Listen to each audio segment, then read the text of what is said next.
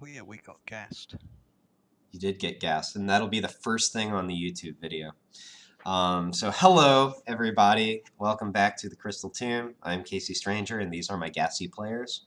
And last time, the crew rolled into Vixeth. They put up a little charade, pretending to sell some slaves and whatnot. Things got a little interesting for a while, but they managed to convince the Yuan Ti that they were, in fact, legitimate slavers. Meanwhile, Cain went to try to infiltrate the Yuan Ti temple and find the Crown of Allure. And it was long and drawn out and dramatic. Eventually, he did find the Crown of Allure and looked at Lady Visaya, the seems like the Yuan Ti in charge, while she was wearing it, therefore falling under its charm effect. So that happened. Meanwhile, the rest of the party was waiting on Cain. Cain did manage to shoot off a message to the effect of "oops," but the group didn't really have much great that they could do about it, so they just waited until the door got locked, some gas canisters rolled out, and a couple of them got knocked out. So let me see, I'm trying to remember. I believe it was, yes, Halil and Colleen, who are currently unconscious. Alright, and with that, we're going to transfer right over this map. Who's the one who controls Jato when he's not here, by the way? Or Alistair? It's me, yeah. Alright, Oh, so you can go ahead and do that. But this is where you find yourselves. So why don't you go ahead and roll that initiative while I add some tokens. Hold on, I'm doing a thing.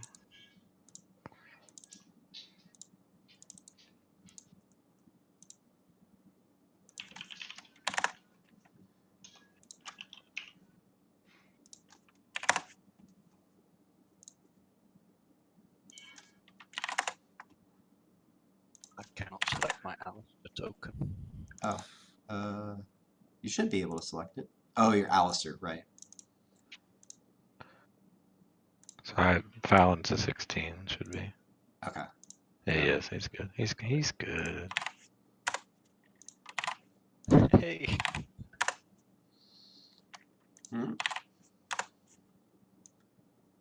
Should we unconscious roll initiative as well? Or Yes. be unconscious.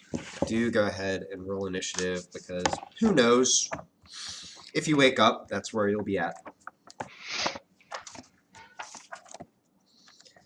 Alright. Yeah. Sleeping on the job. Oh, good stuff. Alright. We all in? It looks like it. Hold on. So Halil is unconscious. So that brings us to these guys. So, yeah. All this has just happened. There's still sort of a little bit of gas creeping across the floor, although it's fallen away from your faces a little bit. So as long as you don't get knocked down or anything, you should be okay. But now the Yuan Ti are coming in to clean up. So this guy, what is he gonna do? I think he's gonna do that.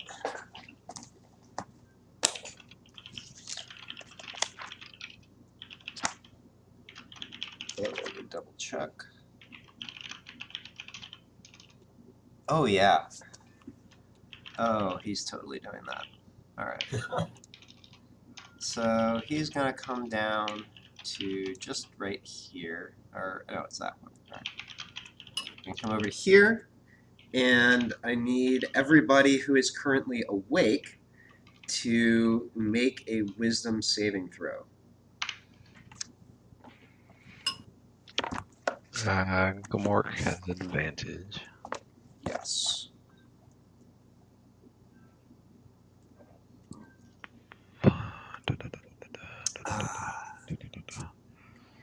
And he needed it.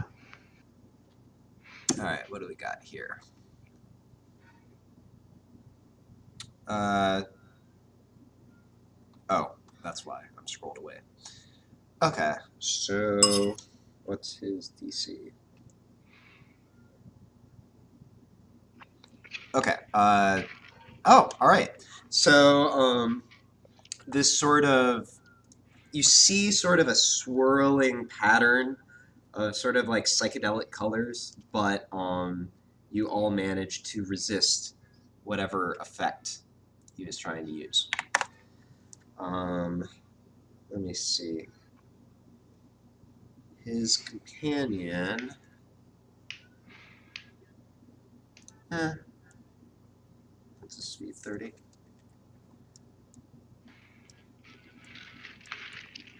Yeah. We'll just rush in and take a couple swings at Fallon. So first he goes after you with a bite. He's right next to Halal. You sure he wants to hit me? I'm pretty sure. He could smell the 16? snake on me. Misses. All right. Then he's going to swing with his scimitar. Hits. All Damn right. it. That's fair. That's fair. That's cool. So you take this much slashing damage. So 9 slashing damage. And then as you get, and actually let me do it this way. Actually, do it like this. All right, cool. As you get hit with that, you feel sort of an extra pulse come up from the wound, and your head just explodes. For momentarily, you have a massive headache. You're disoriented. Oh, okay. I thought I died.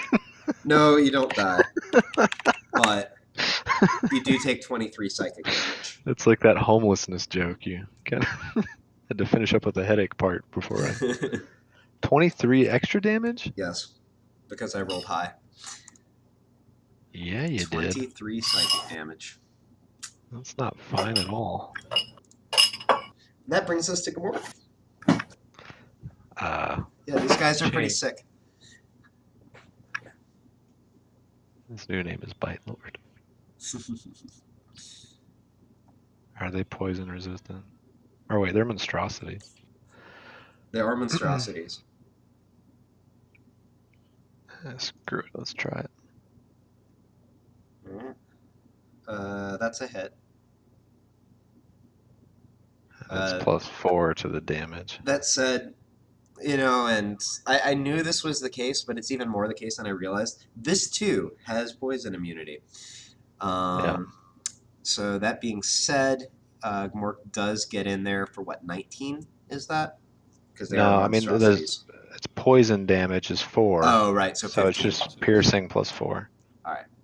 So get in there, the nice little bite for 15 damage. I should get honesty points. Sure. You get. I'll award you inspiration for being honest. Oh wait, you already have that, and it doesn't stack. All right, I'm a bitch. You can heal me. Whatever. I'll take health points instead. I'm tempted to give you 1 HP, but all right. You find 1 gold on the ground. You know what? And it's cursed. You know what? I'll allow that. Gamork's strike sort of jostles the table, and you didn't notice it before, but there was a gold there, so a gold falls in your pocket. You get 1 GP. If we're playing for honesty rules, can I... the more honest I am with what's going on,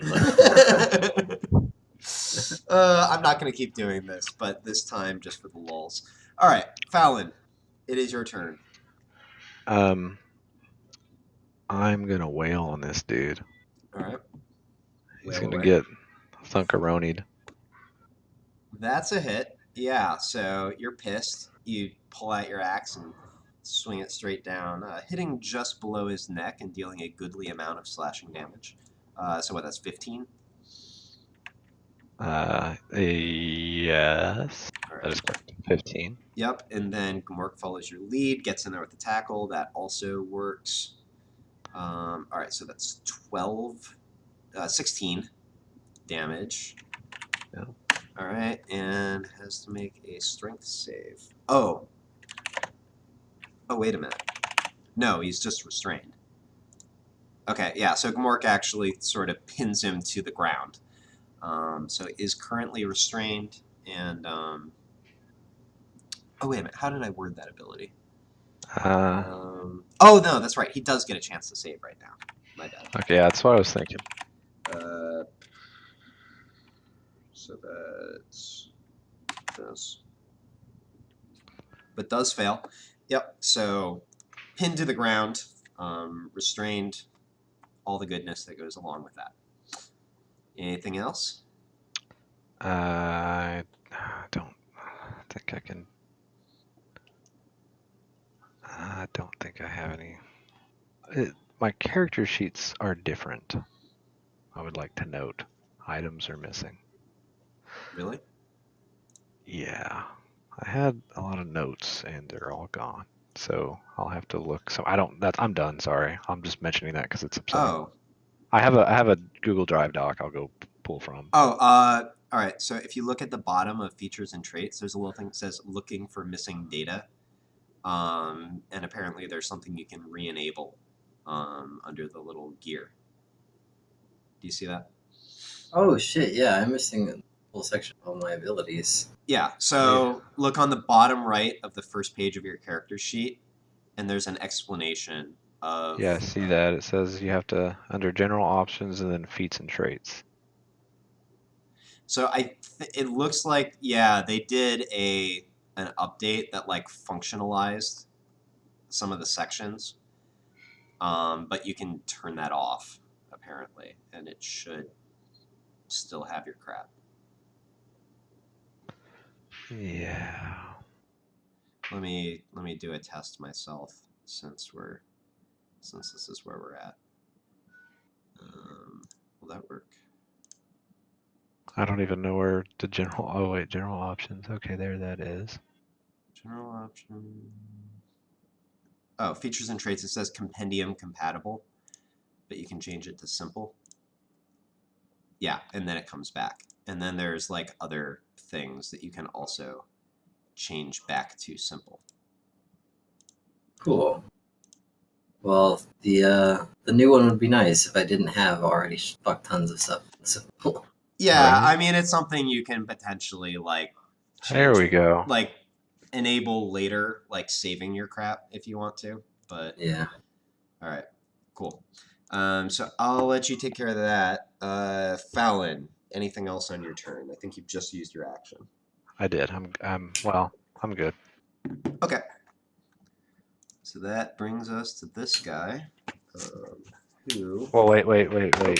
Sorry. Never mind. I'm not close to anybody. Oh wait, who's all down right now? Halil and Alice. No, Colleen are currently unconscious.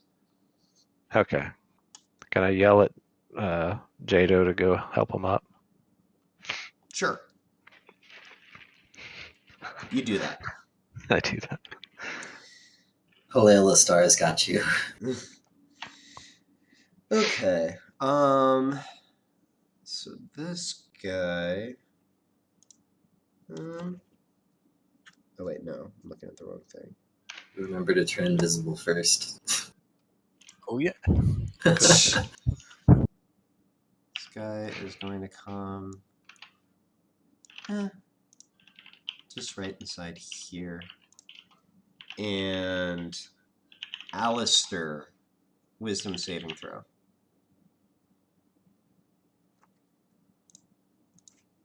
Bless me. Yeah.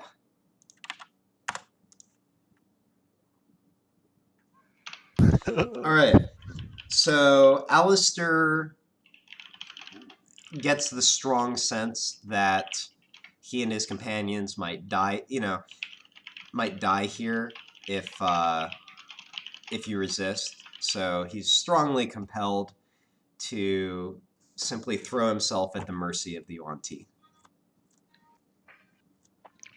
But he's so wishy-washy. I have played Alistair correctly. You've passed the test. All right. Meanwhile, this guy did, in fact, see Yeah, Fallon, get it. All right, so he's going to come up to here. And Fallon, coming at you once again. Come at me, bro. Low So, rolls. let me see. First with his bite. I think Miss. that's a miss. And then with his scimitar. Also a miss. All right. Which brings us to... I laugh it off and wince in pain. Which brings us to Alistair, who has been convinced that the fruitful course of action is to surrender. I think So that's what does that mean functionally? Well, so functionally you got hit with suggestion. So Yeah. So yeah, you can do what you attacking them want. would not be the course of action. Attack them would not be the course of action. Give me You a have to healing potion pursue out of that your course of inventory. action to the best of your ability. That you should Surrendering. Yep, surrendering. All right. I mean, you could potentially do creative things around the general idea of surrendering, but you're pretty sure you should surrender. You should wake me up and convince me that I should surrender. Well, you should just move to here and spend all your movement speed. Move to right here, so you can get closer to surrender, but you don't really. I can't really throw down any weapons because I don't think I go around waving weapons. Yeah, So, Well, most you might you've have only like got one hand. You try to put my fashion arms a in white, the air fashion a and white run flag around to from a see if hanky. my companions are still all right. I think. Fashion a That white sounds flag reasonable. from a handkerchief, from one of your sailor's handkerchiefs. All right. Well, I mean, Halil and Make Colleen it- are unconscious. Fallon is just got wounded pretty good.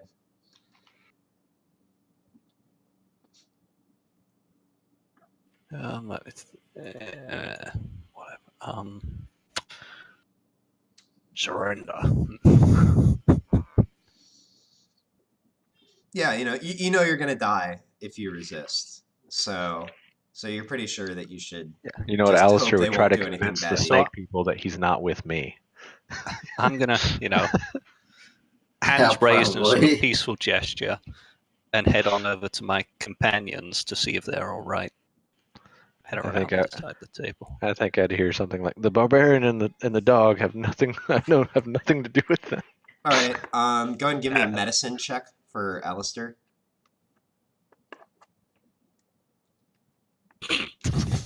Oh. They seem dead. Well, I give up.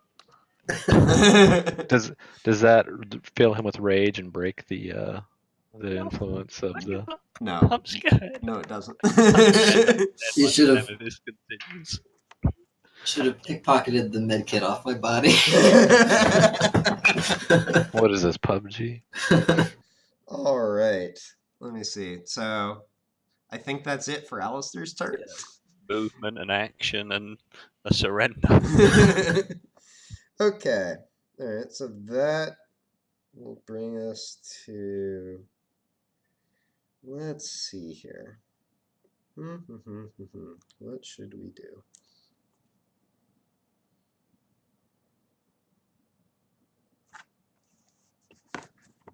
Maybe this.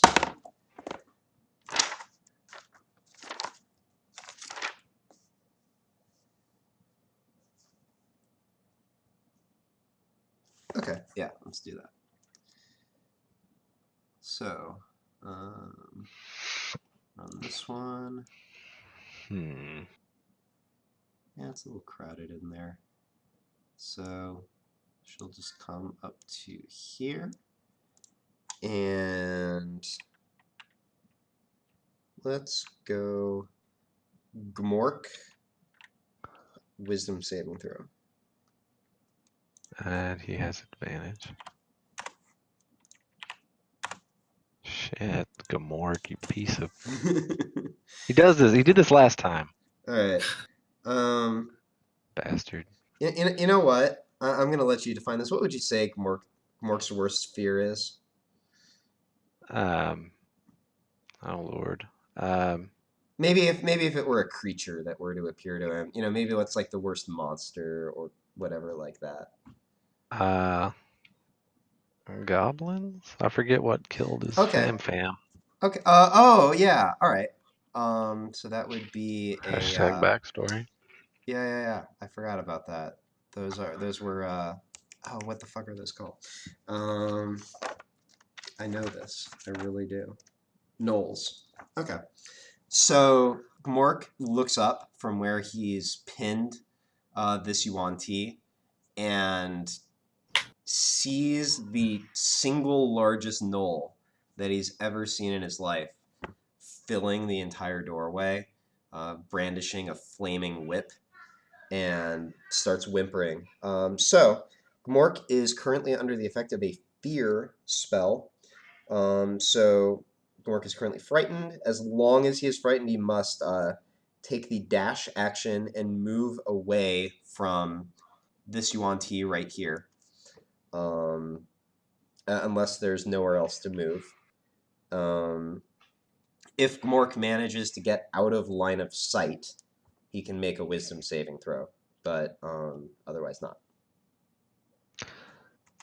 Okay. All right. That brings us to this one. God, how many more things are in the shadows? All right. He's going to come over here. And, oh, you know, they had some time to prepare, so Yeah. this one's a little rough. And,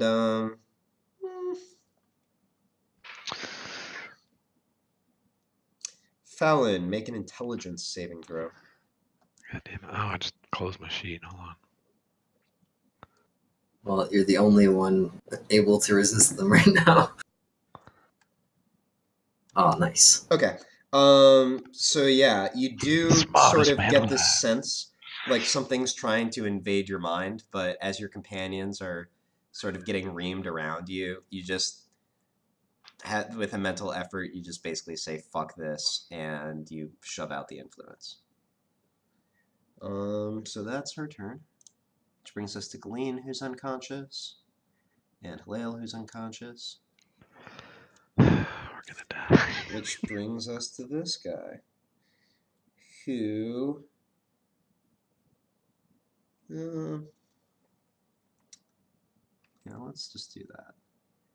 So he will come up to here. And Fallon, wisdom saving throw. Oh. Man. So, the gas is not a magical gas, right? I'm okay with saying no. It is not. Because if it is magical, I can't be put to sleep by magic. Oh, no, it's just like actually a poison. Okay, so he comes up and you sort of get this like, you know, Caw from Jungle Book kind of thing, like he's trying to lull you into some kind of stupor. But you manage to shove away that influence as well. All right, which will bring us to this one. Who is currently, let me see. Yeah, I'll say that doesn't take effect until Gmork's turn, so he's currently restrained. But actually, no, he'd probably. Yeah, you know what? Give me another wisdom saving throw.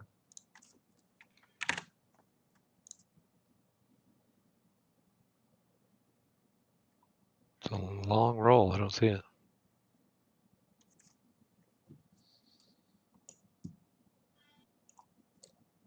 You're doing the wisdom save? Or... No, it's Fallon. Oh, sorry. He can do that from being pinned on the ground or whatever? Yeah, he's using like a spellcasting ability. It's totally fine. You're just relying on probability here. And I think you're gaming the system. It's cool though. And this time, you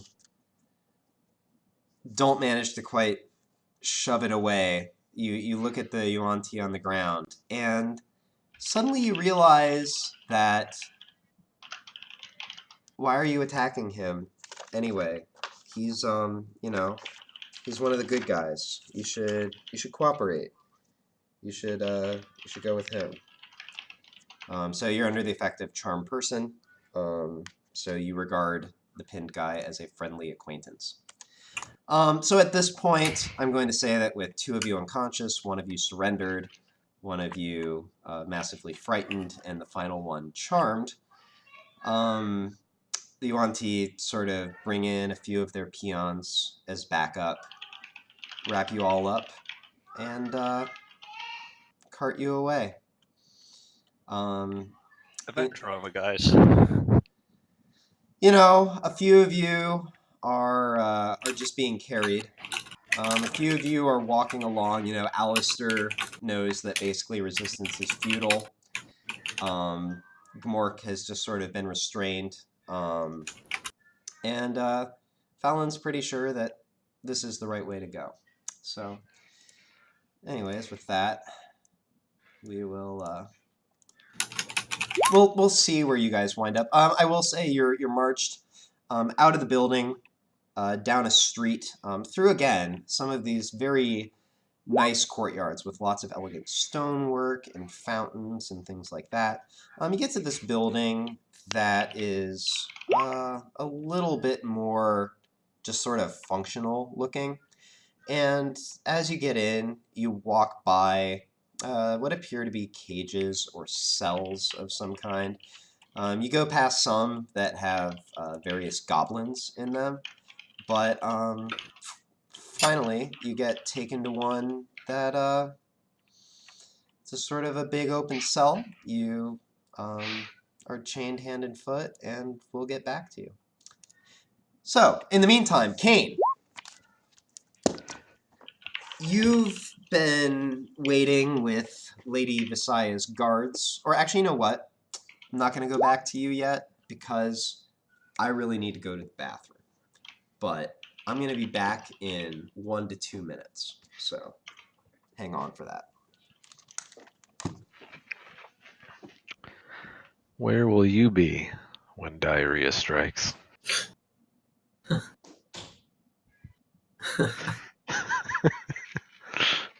I mean, we all saw the expression on his face. It's pretty clear. So we're snake prisoners. Well played, guys. Right? Epic. Nobody even reacted to my Roomba story in the chat. So sounds pretty gross. It was. My big dog takes big poops. That bastard.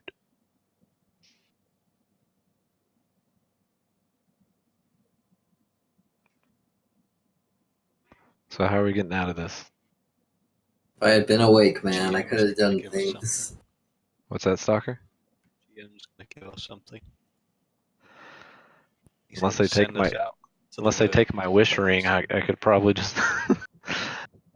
If I had have gotten another turn, I was going to wish to have the scepter of command, and I was just. Can you hear me now? Yes, we can hear you now. Whoa. There's a whole heck of a lot of feedback, though. I think you're using your laptop mic or something now. No, maybe. Whoa, It should. such Maybe. background. Well, I could probably turn you back down now. It's probably. No, I think one of the hold on, because one of the things I did was turn off all like the voice filtering things to make my voice sound nice and pretty, thinking it was killing everything. Well, Is that better? It's not helping. That is better. Yeah, no, All right, yeah, I turned all that stuff off because I thought that was like reducing you guys hearing me. I turned it back on. Gotcha. All right, cool. No, But I was saying earlier, I was like, is it bad that the biggest thing that I'm upset about is that I won't be able to keep the 10,000 gold? Like, oh gosh. I'm most upset about that.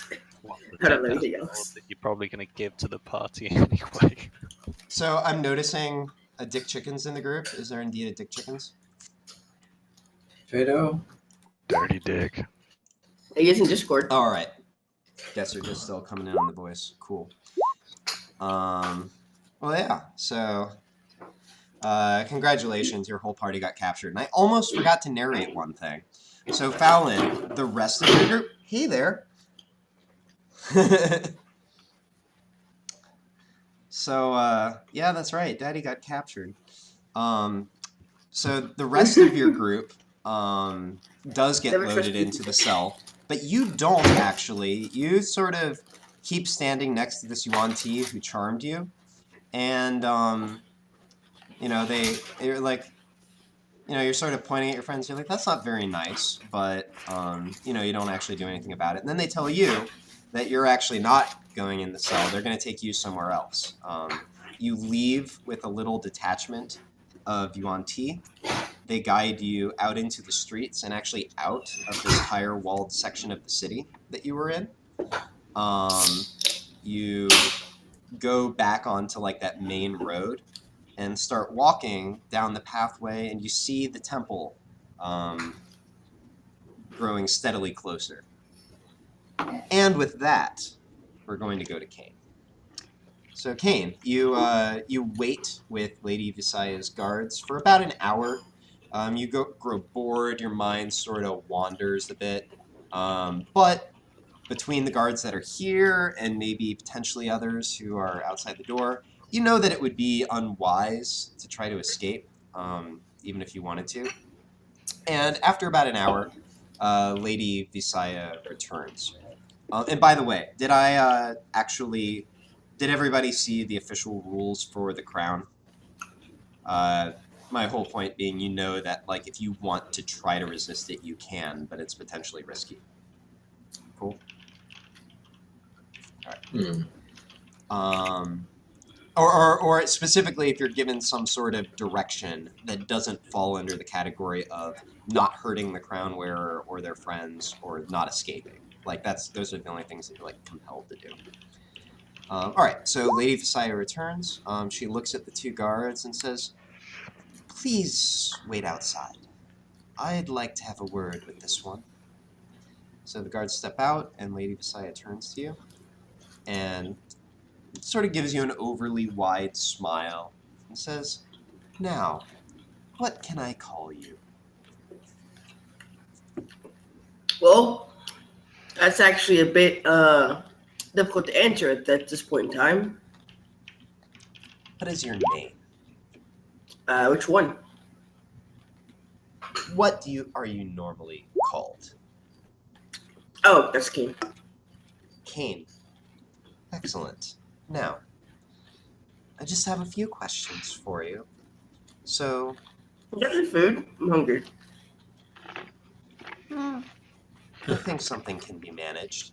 She sticks her head outside the door, and you hear footsteps retreating. Thank you. No problem. She looks at you and says, "So, Kane, what exactly brings you to Vixeth?" Oh, well, you know this whole thing with the goblin armies and whatnot and all that shit with the demons and things. I know something of the matter. So me and my friends, we're trying to stop it. So we need that crown and some other stuff. The crown, you say? Yeah. Interesting. Where did you learn that it was here? Or how did you learn that it was here? Who told us specifically? Was it Crow? Was it?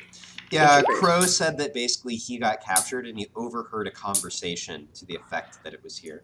Hey, since Kane can't remember that we all brought mirrors to stare at the snake lady, can he not remember some stuff? I mean, potentially. Does Kane remember exactly who told him? I mean, you know what? Give me an I was gonna intelligence guess check. Crow, but Give me an okay. intelligence check. All right, cool. Weird, you actually. I still feel really bad about last week, guys. I'm sorry. Okay, you remember it was Crow. You remember it's something that he like overheard when he got captured. You don't remember anything more specific than that. A half-orc acquaintance, not half-orc. That overheard something about there being around here. Overheard, you say? Would you happen to know whom he overheard it from? I think I do. Very well. Now, what's that snapping, by the way? Does anyone know? Is someone clicking their nails? Okay, just every once in a while I hear a snap. They're not anymore. I don't know. It wasn't me. I don't know. All right. Well then, Kane, are you here alone, or do you have friends with you? I have friends, but they're not here. Let me be more. I volunteered to come. Go ahead. Oh, I volunteered to come because I'm really sneaky. I I see. don't know if I'd consider us friends. So, Wow. oh man, that's harsh. Let so, Jato be Jato, okay? Where did you? Kane's happiness score went down 2 points. And he doesn't know why. Where then did you leave these friends? Oh, they're back in the city. Like I left as Wait, soon as we came. Is that right? Or did Came you? to the gate. I left as soon as we came to the gate. I don't know where they are exactly. Oh, I see. Would they happen to be 2 elves and 2 humans? Yeah, how do you know that? Oh, some of my associates have made their acquaintance already. Now, one final point to discuss. I'd like to make you a deal. I love deals. It's obviously a bit hard to trust the circumstances under which you're here, what with showing up invisible inside my private quarters. But I wasn't planning to stay for long. Just that makes it any better. you see sort of a tilt of her head, and then she just sort of continues. But I'll tell you what. Why don't you promise not to misbehave and help your friends? Why don't you give me your things for safekeeping? And I'll let you stay here. You can even go downstairs and take a bath if you like. If you... Oh, and you'll be nice to my friends? Of course. Is that what you said? I kind of... I missed what you said a little bit in the middle there. Our hospitality is well known here in Vixen.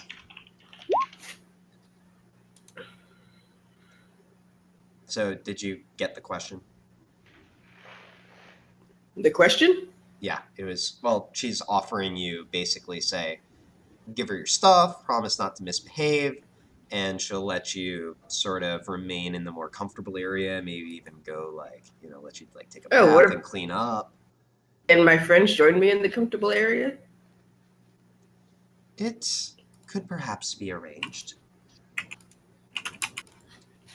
Now, when you say my stuff, you mean all of my stuff?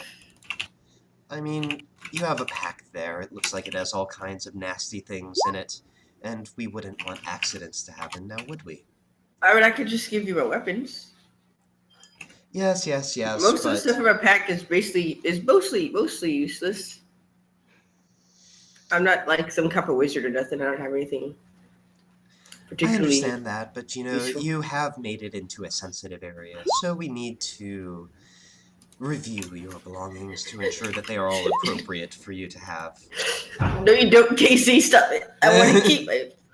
I want to keep it. And she puts a little bit of compulsion into this one. But, so... I mean, Kane does it. That's out of character. I don't want to, Casey. I want to keep the 10,000 gold. Don't make me give it back. All right. So you sort of slip off your pack and give it to the nice snake lady. Just like left and been like, you didn't find it, guys. I found 10,000 gold. Is that useful? Thank you. Very glad to see you being cooperative now. Just if you'd like to go anywhere. For the record, you didn't have to compel me. You did it anyway. Oh, yeah. That's noted. That's noted, and that does make a difference. Just make it that to the whole she'll remember this, because I know that's happening right now. So. Yep. No. And, she gets it. It's kind of a hard ask. And she says, now, let me see. Oh, I think your food is here.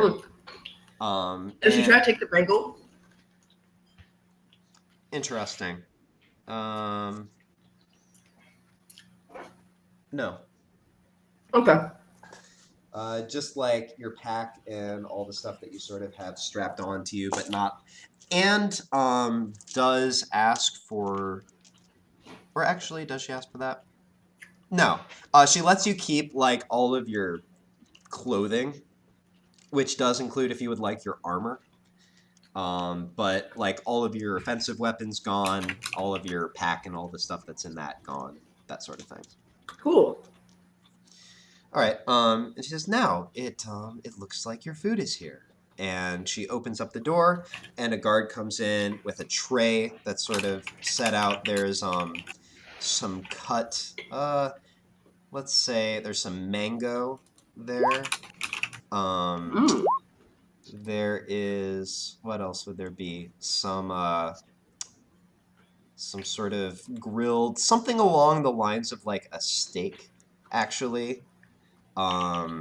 That's, seasoned with some parsley, some salt and pepper. It's pretty good. Sounds pretty good. Yeah, some of that kind of stuff. I'm trying to remember the name of, what's that stupid thing called? Oh, yeah, and there's also some like cut up squash and corn as well. That's like had some oil on it, again seasoned. So altogether not bad. Some coffee if you want it as well. All right. And she says, "Just let the guards know if you would like to make your way to the bath or outside for some exercise or any such thing." I'm good here for now, but okay. Well, thanks. You're welcome. So Lady Visaya sort of takes your things and retreats through the door back into sort of her chambers. So yeah, so you just sort of help yourself to some food, and as Kane is eating, Fallon, you are approaching the temple. There are some very large, what I guess probably like sort of a soft steel doors that swing aside as you get to the gate of the temple. You come through and you see two very large stone statues, probably about 10 feet tall, flanking either side of the gate. They walk you not too far, maybe like 20 yards to the gate, to the step of the temple, and just take you up the outside steps, actually. You go past the first floor, the second floor, the third floor, until you get to the fourth floor of the temple. From this point, you actually have a pretty nice view of the surrounding area. You can see the city laid out, you can see the river, you can see the woods for a good ways.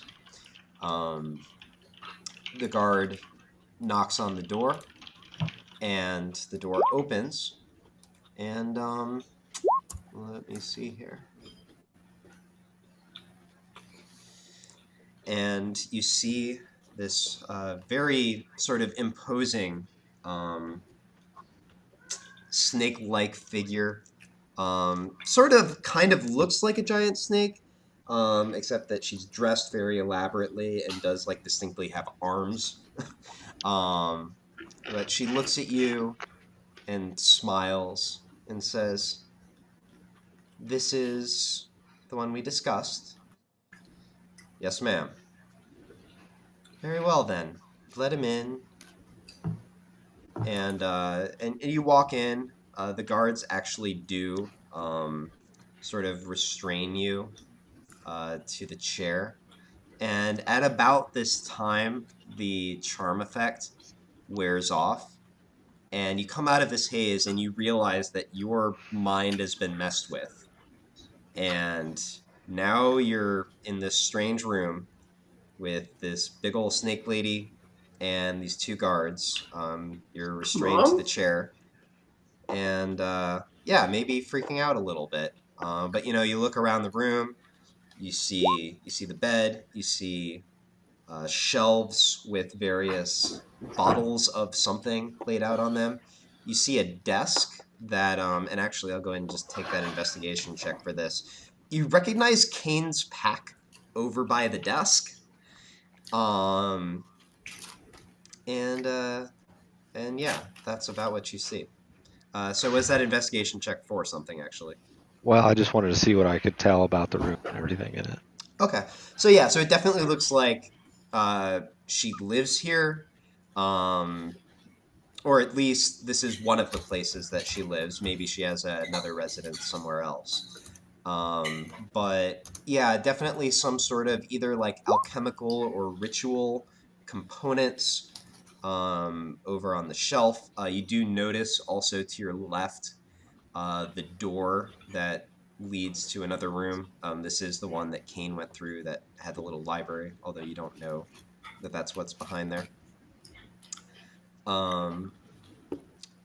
For what it's worth, the Snake Lady is not wearing a crown. You don't notice that.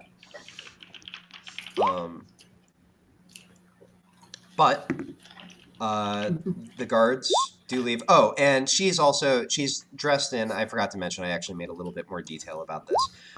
There's a really heady smell of incense in the room. Lady Visaya is dressed in sort of ornate gold and purple robes. She's wearing a gold medallion that bears the form of 3 intertwining serpents.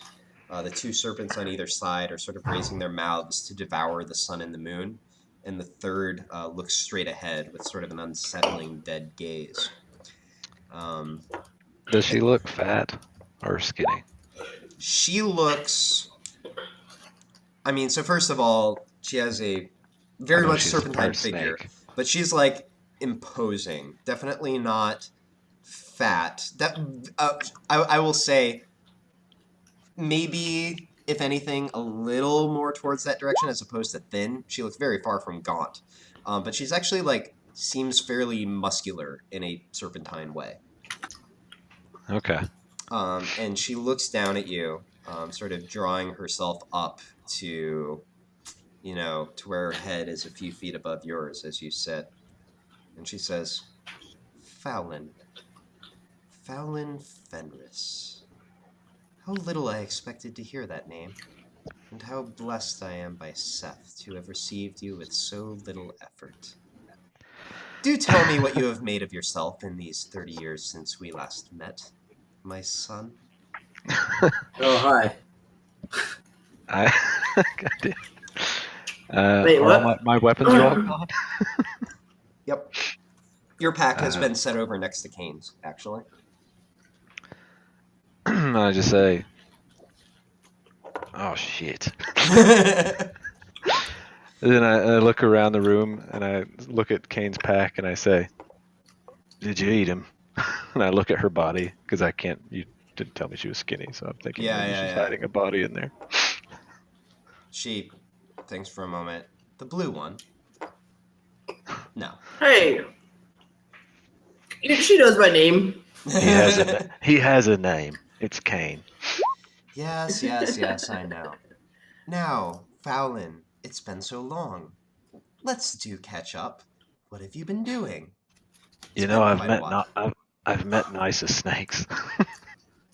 Yes, the circumstances aren't great, but believe me, I want to know everything.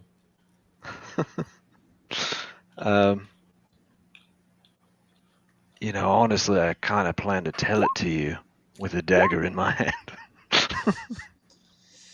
She sighs sort of dramatically and says, Fine, then let me put it to you this way. I've been, not expecting to see you, but hoping to meet you one day. You matter a great deal more to me, frankly, than the rest of your companions. And if you would simply cooperate with your mother for a moment, I might be able to arrange something on behalf of your friends.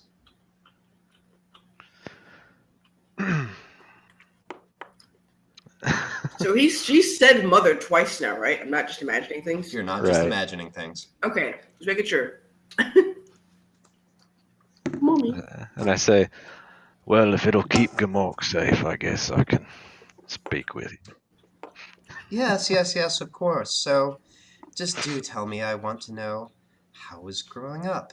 What have you seen of the outside world? What brings you here? That's a big question. It's a lot of questions. A short version or long version? I have time. That being said, you don't have to spend this entire time rehashing Yeah. what we already know. Okay, So feel free to summarize. You abandoned me as a child. I was shunned by all people and forced to live in the forest alone. I spent time with the orcs until I had to almost fight to the death. And then I spent time in the forest alone, getting high, being tested by a gnome with different drugs Fascinating. until one day I killed the right people and was eyed on by a brothel owner. And then a little while later, I met up with some people, and I met up with a young, what is Colleen? Wizard? Oh, yeah, elf Oh, wizard. okay. A young elf, and we stopped some cultists. Nice medallion, by the way. Why, thank you. And then I say, and a bunch of crazy stuff has happened, and now I've got to stop demons. She thinks for a moment. Yes. What, if you don't mind my asking, what do you know of the demons? Turn the thermostat down a little more, Oh, it's or like make it colder. I'm waiting. Yeah, that's fine. Apparently they're trying to get an army into Einengrun. And they're working with some cultists. And it's kind of working. And we believe we have a way to stop it. Interesting. And for that, I suppose you're looking for certain powerful magical artifacts, yes? Bingo. I see how it is. Well, you'll apologize if I'm currently making use of one of those, but, I, do understand the idea. Now, one other thing that stood out to me, this, brothel owner, is there anything else you can tell me about, him, her? She's an assassin, I think. I don't know. She's nice. Where You is know, she a nice located? woman to give me shelter and food. Strange how nice that is. Yes, I suppose so. Where is she located?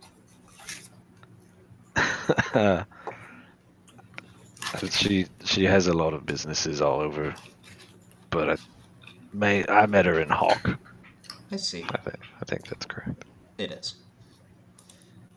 Well then, you've been forthcoming. I suppose that, you should know something of the history and why it was that I abandoned you. Indeed, you might even be wondering, if you know much of the Yuan Ti, how I could have given birth to you. The children of the Yuan Ti are, after all, invariably Yuan Ti, even when conceived of humans. I look at her body and kind of grimace, and I hadn't thought of it before, but now that you have to bring it up, it is quite a disturbing thought. Well, for what it's worth, you may have seen we call them the purebloods around town. The ones who look more like humans. Why are the human ones pure and the snake ones aren't? It's called irony. Anyways, there are certain rituals that allow one to ascend, to attempt to perfect their form towards something more ideal. And let's just say I've been through a few of them since we last met. So I wasn't born from an egg. No. Dang it. No, indeed you are not. You are, in fact, human through and through. You are... And she sort of gets a bit of a snarl almost on her face. My judgment from Seth. I had insinuated myself into the service of the human king. At that time, I looked much more human than now. I seduced your father, Fairwald, a knight in the king's court, and through him gained access to knowledge. Through that knowledge, I gained access to power in the form of a ring attuned to the location of a set of powerful artifacts. And she glances down at your finger. I see that it glows somewhat even now. And indeed, you had other things on your mind, as did I, or I might have mentioned it earlier, but your ring is fairly distinctly has a green glow to it right now. Lady Visaya continues, but I debased myself in too eagerly. It is not right for the Yuan Ti to have relationships with mere humans, but I saw only greater power. Just before your birth, I performed the ritual of ascension, raising myself to Malazan and offering your father as sacrifice. My offering was accepted, but there was also the matter of my shame. For that, you were born. And with this, she backs up and draws herself up to her full height, looking very much down on you at this point. You are my judgment from Seth, the human born of a Yuan Ti. And so I left you on the doorstep of a farmer's house, wrapped in cloths, a ring on your finger, and the name Fowlin Fenris tied to your wrist. I promised my deity to let you grow, to ripen, and in the fullness of time, to track you down and sacrifice you to Seth.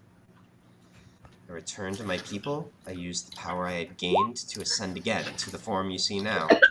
I had thought that eventually I might perhaps use the ring to locate you, but imagine my surprise when I capture a stranger hiding in my library, and then, on investigation, discover that a man calling himself Fowlin Fenris has come to the business hall of the Nightmare Speakers, and this on the eve of the new moon. And so, my son, I give you one last night to dread. Tomorrow, at midnight, we shall walk together to the temple's summit. You shall be placed on the altar, and your life shall end, and I shall ascend a final time. Hey, she promised she wouldn't hurt my friends. No, she said that she might be able to do something for you. Oh, damn. What a sneaky lady.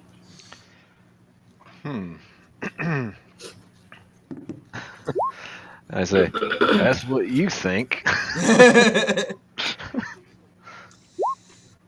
Well, we'll see how that cocksure attitude goes as the time approaches. Now, At this moment, I want sorry. you to imagine how it's gonna feel to be wise. We can reimagine that birth all over again. She looks down at you, eyes What? sort of narrowing. And then shakes her head. Guards, take him away. The two Yuan Ti come in from outside. They repeatedly spell you until they find one that makes you adequately... What was she calling me? Her burden or judgment? Judgment, yes. Before that happens, I want to Yep. say, you will see what your judgment has wrought. Before they suppose try I to shall. ooh. Shit's gonna get real, Mom. I didn't. That's out of character. That's out of character. I know, that's fine. And then, It's at this moment, Fowler remembers that he didn't use a fake name like Alistair did. and let me think about this. Give me a perception check, real quick.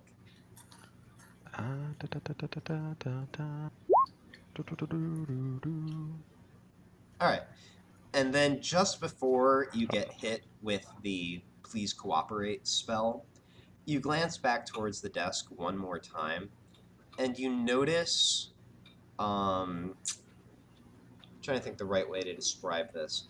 It's like, you know how you can fold a piece of paper to mimic an envelope, even though it's not actually like an envelope?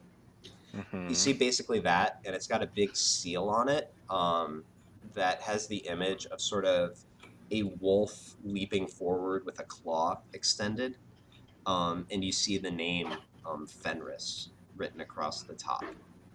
And then you get hit with the "please cooperate and come with us down to your new home" spell. And you are, in fact, taken from the room that you're in. And by the way, the effect of that spell is just like so it's another suggestion spell, and it's just saying like, don't like try to run away. Just let the guards take you down to your cell. It doesn't prevent you from doing anything else. All right. So the guards take you outside, and they guide you sort of back down the stairs towards the lower part of the temple. As you walk by the third floor, you see two Yuan Ti standing on the balcony, speaking softly, and sort of just looking out towards the sky. One of them is huge and wholly serpentine. Kind of looks like Lady Visaya, although somehow more masculine. You're not quite sure, but that's what your instinct tells you. He's wearing red and silver robes. And standing next to him is a tattooed man who is wearing an elaborate kilt. You look at his arms and notice that they're actually bundles of snakes. They briefly stop their conversation and look at you as you pass by, only about 10 feet from them. I give them a wry smile. Okay. I don't know what to do there. Sup, fellas? I say, hey fellas, I just talked with, do I know her name, or did she give me her name? Oh, I don't think so. Mother. I will allow that you know the name Lady Visaya, just given that it was a compressed conversation. What was it again? Sorry, you cut out. Vixith? Is that what it was? No, or? it's Oh, that's the place. Oh, Visaya. Lady Visaya apparently is my mother, and she says she's going to set me free in a little bit. What does that? How does that make you guys feel? the two of them look at each other and then look back at you and the big guy wearing the robes. Sort of, you hear him chuckling softly, and then he sort of stage whispers to the guy next to him, "We'd best forget about that one." And I say, yeah, you'll be chuckling and watching me walk out when she uses the crown on you, and I just keep walking. Okay. Go. All right. All right, let me see here. Just recording something.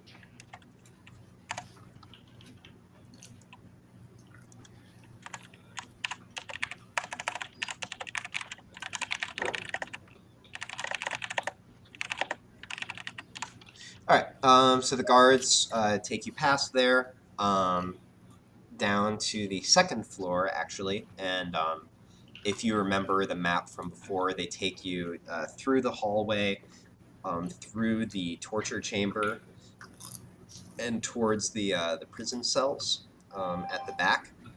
As you go in, you see two rather beat-up-looking goblins, sort of sulking. So there's the goblin chief from before and the one guy who survived. Yeah, as the night goes on and you sort of wait in your cell, the sound of screaming goblins does, eventually fill the air. And It soothes you actually, to sleep. give me a perception check.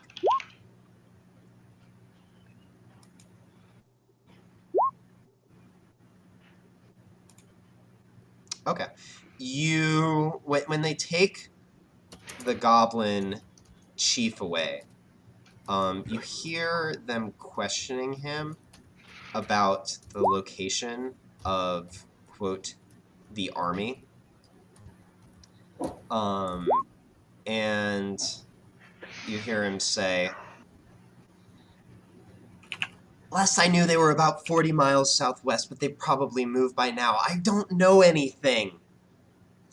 And then you hear the sort of lead yuan ti questioning him again about who's in charge of the army.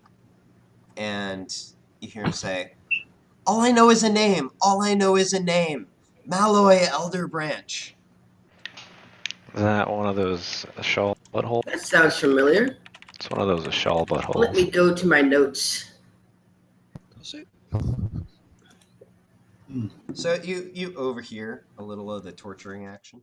Yeah, that's it. A shawl butthole. All right, and that's that. So with this, Yes. we pick up with the rest of the party. So the day passes.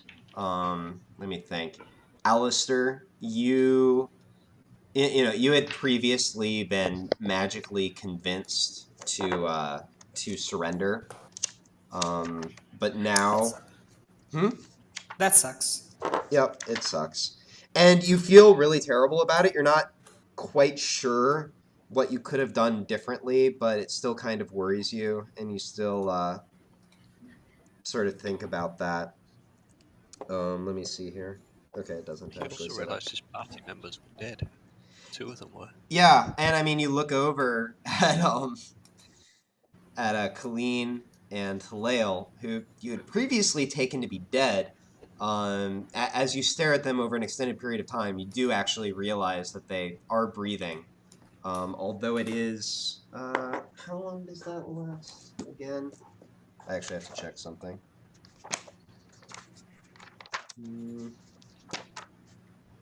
Do. 257. Oh, okay, yeah. Although actually about the time that you come out from under the magical influence, you also see Colleen and Halale sort of stir and rouse themselves.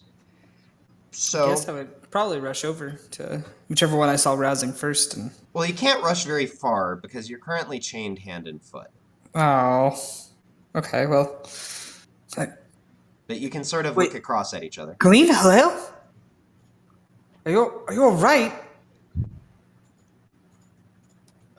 What? What? Where are we now? Well, we're in a dungeon of some kind. I'm gonna guess it's not quite clear, but probably the big temple thing in the middle of Snake Town. Well, actually, you were awake for this, so you would Okay. know that you're still inside that same, like, walled section of the city that you were in before. Oh, okay. You actually were only taken probably about, like, 3, like, if I can put a normal city block onto it, maybe just, like, 2 or 3 blocks away from where you started. Maybe, like, We're 3. basically in the same place where we were. They didn't take us very far, but I thought you were dead. I'm not sure why they'd thrown your bodies here, but glad to see you're not dead. That's a good first step to getting out of here. Is valid. I don't know where Fallon is, and I don't know where Kane is.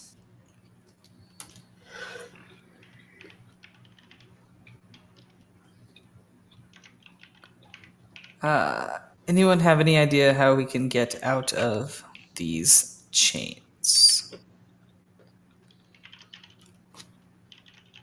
Chains. Did they? Are they chained up? I actually don't know. Yeah, so you're all chained up. Incidentally, all of your stuff is gone, and you have been, like, well, actually, none of you actually wear armor. You've been stripped of any, like, robes or capes, so you're basically in just, like, spare street clothes, think of it as, at this point. So did they chain both of Alistar's arms? And so actually the way it is your legs are both sort of on a fairly short chain, keeping you from really moving anywhere around the cell. Your arms are just chained together. So like you have manacles, but you can still, do like cat piano things. Yeah. Hmm. I have no spells that don't have somatic components, so that's out.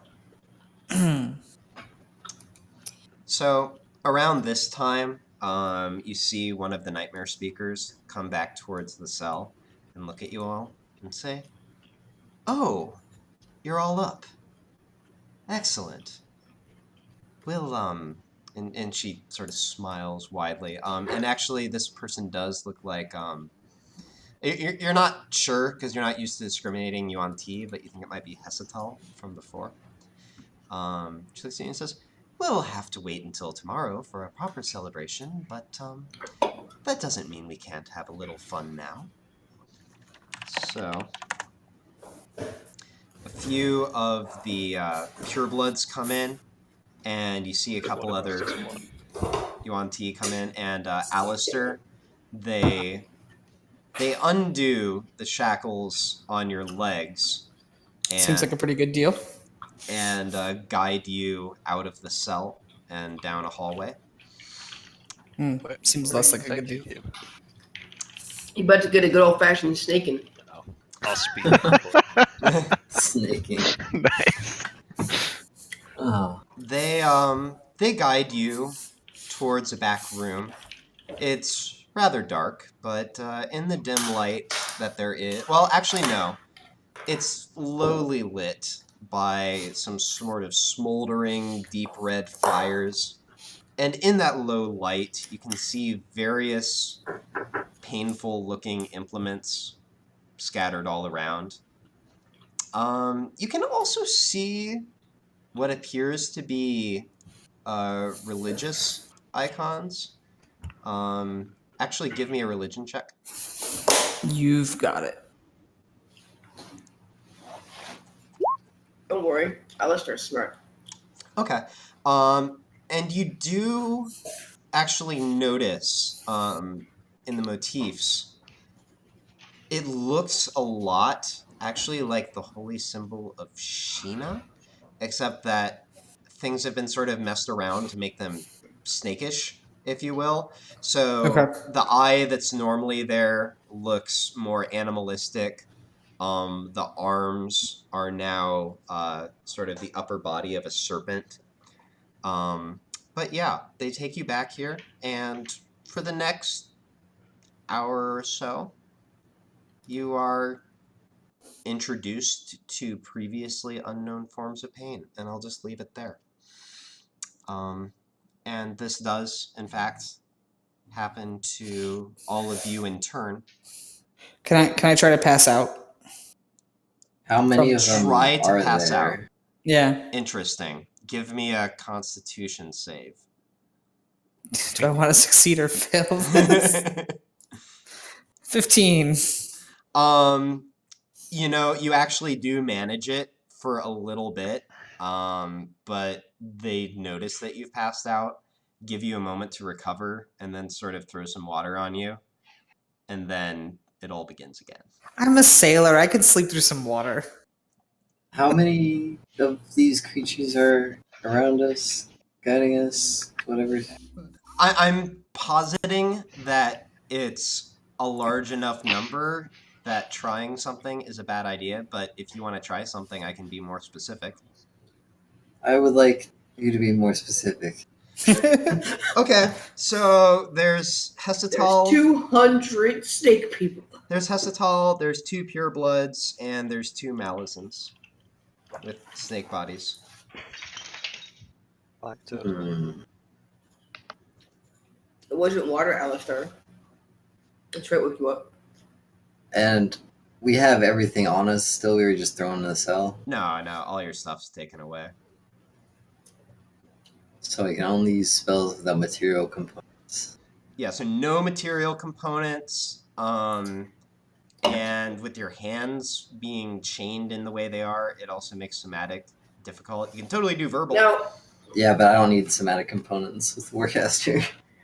I have a mechanics question. Okay, yeah, so nothing with material components. Yeah, what's up, Kane? So, if Alistair could only ever use one of his hands, does chaining them together actually impose any kind of, preventing him from doing somatic components? Because he's been doing it with one hand this entire time. That's an interesting point.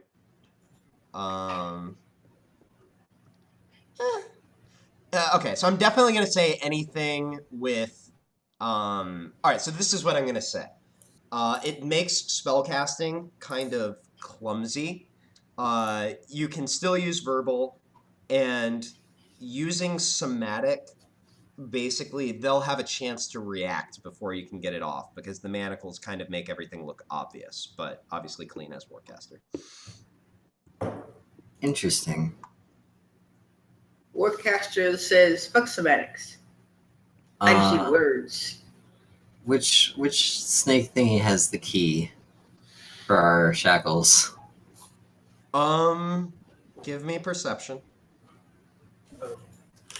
Yeah, this mango is really good. I couldn't. All right, so because I already narrated that whole first bit, I'm going to say that they're coming back with Alistair at this point, and they're getting ready for you. You do notice keys on the, sort of loop to the belt of one of the two Malazans. Alright.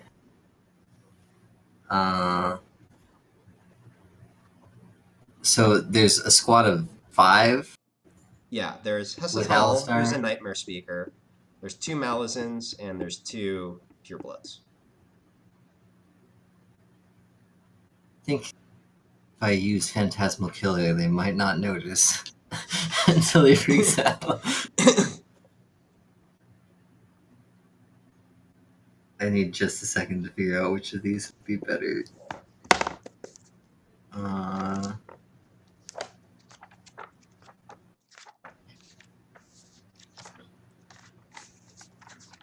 Okay. Fun getting tortured worse than Alistair. If they know it was me, I did nothing. I'm gonna try to use Phantasmal Killer on that guy. Alright, let me see here. Phantasmal Killer. It's a killer phantom. They need to make a wisdom saving throw. Alright, so you do have to speak a few words to make this happen. So you Quietly. Quietly. You know what? Give me stealth to see how quiet you are. I just whisper threats at people. Sort of quietly. Alright.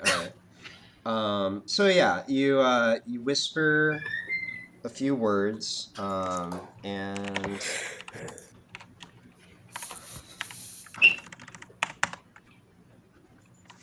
Damn it. And, I think it worked, dude. And you see this sort of snake-bodied Malazan sort of grimace and shake her head and look at you, and then say, Hessatal, she just tried to cast a spell on me. And then Hessatal looks at you all and says, gag them. The guards rush over. No. No one likes it. Hypnotic pattern, go. The guards rush over and roughly sort of stuff some cloths into all of your mouths.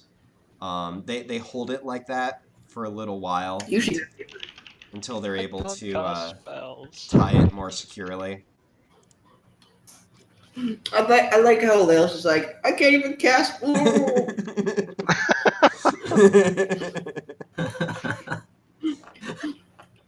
Damn it, Colleen. Yeah. And then interns, you two as well, get introduced to new forms of pain. You know what? Both of you give me a religion check to see if you notice what Alistair noticed. Because Alistair didn't really have a chance to relay any of this. Hey. Yeah. Hey. Okay, so Halil, you don't pick it out through everything that's going on. But Colleen, you actually get a good look around while you're in there, and you realize that the room has actually been it's kind of like feng shui, if you will. The religion has been set up in a way to act as a sort of altar, or to channel if you will, the emotional or the symbolic energy of what's going on here. And between that and the imagery dedicated to Sheena, that makes you think that that these creatures are doing this sort of as an act of devotion, and that in response, that's probably fueling maybe their spellcasting or something like that. Incidentally, seeing how this is a crit, you do manage through all the stuff that's going on to you to sort of piece together some things about what might be going on with the Yuan-Ti as well. You've noticed a few different kinds of Yuan-Ti, and you also learned that there are sort of these three deities that they're devoted to. And you piece together that you were told before that each of that they're sort of suspected to be aspects of Dravosa, who is the sort of god of predation, of criminals and hunters, things like that. She's the neutral evil god. But actually, you think that each of these three might be sort of an aspect of each of the three evil gods. So these people seem to be devoted to Sheena. There probably is one devoted to Dravosa as well. And then another group to Alkadir. So that's what you learn before you get tortured mercilessly. Well, not mercilessly, because they're trying not to spoil you yet. Oh, It's just a light torture. Yeah, just a warm-up. Yeah. All A little bit right. of bloodletting. Maybe some bar soap to the tummy. So, Fallon, you have a fairly uncomfortable night in the cell, but maybe do manage to find a little bit of rest as you do. So you can go ahead and recover stuff for a long rest. Oh, okay. Kane. And actually, I forgot. Gmork is in with you all too, and they also do torture Gmork because they're mean like that. Sons of bitches. That's... Can Fallon hear it? You hear it in your heart, and you're not happy. You hear it in your heart. Kane, you actually have a pretty comfortable night. I know, that was delicious mangoes. Yeah, they feed that you well. bath was really nice too. I mean, you are still pretty concerned about your friends. You kind of get the sense that you're not in a very good spot. But I feel that this lady is a fair and benevolent leader. Hey, I'd have ratted everyone out if I got a comfortable night without torture. I feel that she said she would be nice to my friends, and I believe her. And the rest of you, including Gmork, I would like to make a Constitution saving throw to see how well you do recovering from your torture. Fallon. Nice.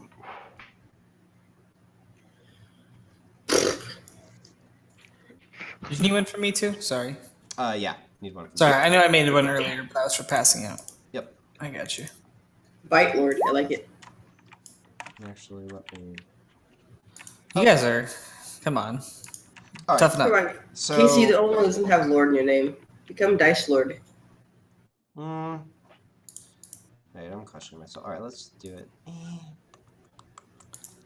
Questioning the DC Go with your that I gut. put on this. All right, I'll go with my gut. So let's see here. So it's gonna be... Everyone dies. 2, 3. All right. So Colleen and Halal, please roll 1d6.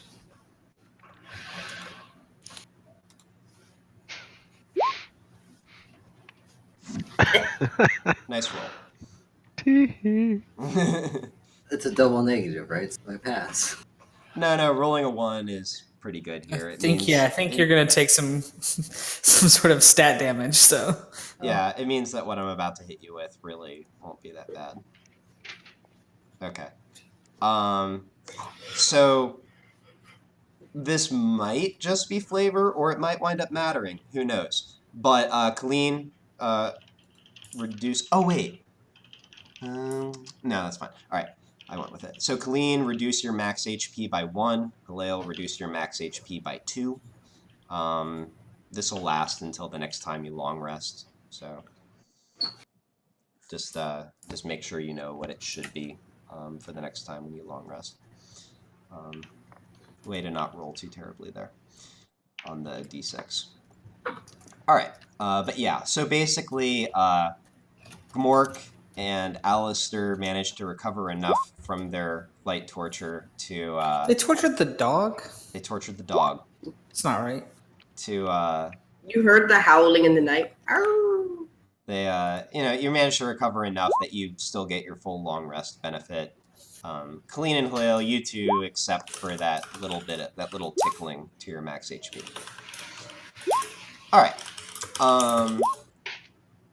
So you're all chained in the cell. You lie unconscious for a long time sleeping. Finally, light peeks through a small crack in the stone at the top of your cell, and you all rouse yourselves, looking across at each other by the light of the green torches. Something will happen, but are you guys saying or doing anything at this point, or are you just kind of staring? Recovering from torture. Man, that torture was pretty cool, guys. Yeah, I decided not to spend 5 minutes narrating it. All right, so you all just sort of stare at each other, sort of dejected and concerned. I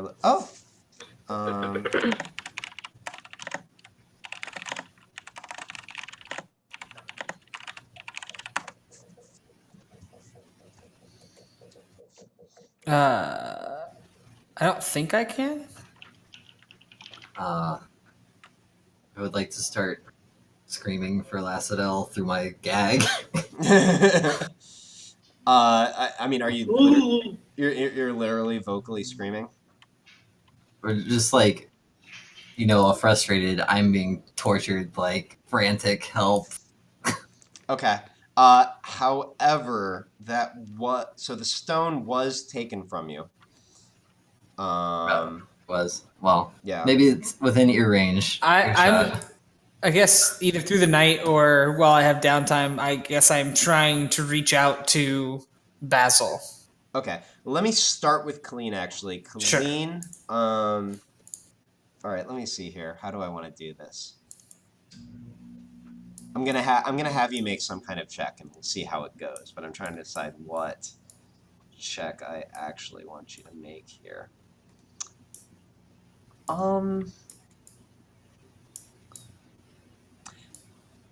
You know what? Just roll straight wisdom. Wisdom. Yep. Good luck, everybody else. Wisdom. Nope. You just sort of scream into your gag and realize that your necklace isn't there, and you're very, very sad. Very, very sad. All right, Alistair. I'm trying to reach out to Miros. Wait, I thought you said Basil. Basil, not Miros. All right. Basil's the one. Yeah, so happily your situation's a little bit easier on this front.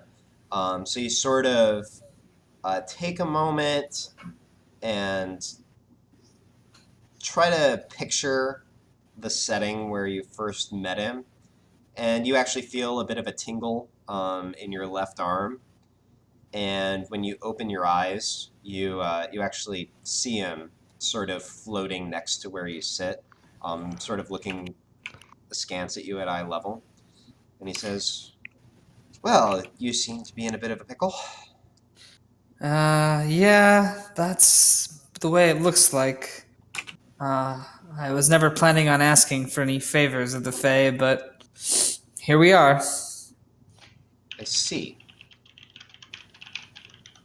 Well, this contingency was planned for, but, well, I don't know that you're gonna like it. I mean, I figure there's going to be some sort of negotiation.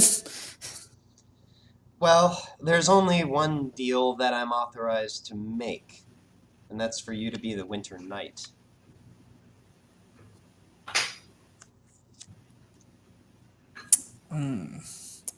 That's.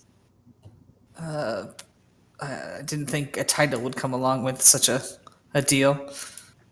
I have a little problem with that. I understand why you might. That's why the original deal was so nice. That being said, that's the authorization. Well, that's what I'm authorized to give you. Help you tap into something that could get you out of a tricky situation in exchange for, well, the title and everything that goes with it. I'm assuming that's going to erase my previous deal about not having to take up arms against my allies. More like potentially override it. That's. I don't know if the Queen wants a. Yeah. This is going to be a weird question, but can I think on it? Oh, absolutely. I'm not here to pressure you. All right. I'm just well, letting you know options. And he looks at you and says, seriously, I know that that's the kind of offer that makes me seem like the bad guy, but I'm in your corner, all right? all right. I will let you know if I need it. This situation isn't desperate yet, but it could get there. Yep, sure looks that way. Is anyone else acknowledging this conversation happening? Oh yeah, that's a good point. The doggo. Well, let me see. Alistair, were you just intentionally talking out loud that whole time? Yeah, because he looked like he was right next to me. Okay, right? yeah, so the rest of you, you're still gagged, but, well, actually what you see, because Alistair, you're still gagged too. You weren't even really thinking this through. You're just like going into your gag, and Basil's acting as if he hears it.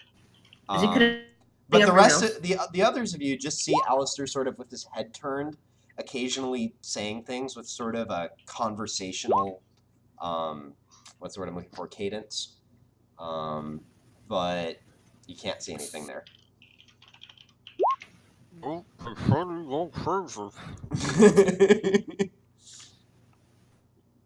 I give a very determined scream and start like Oh yeah, she's gone crazy too. trying to like get the gag out with my shoulder or something. Surrounded by crazy people. Oh, whoops. Sorry, I need to. Kane, did you get that?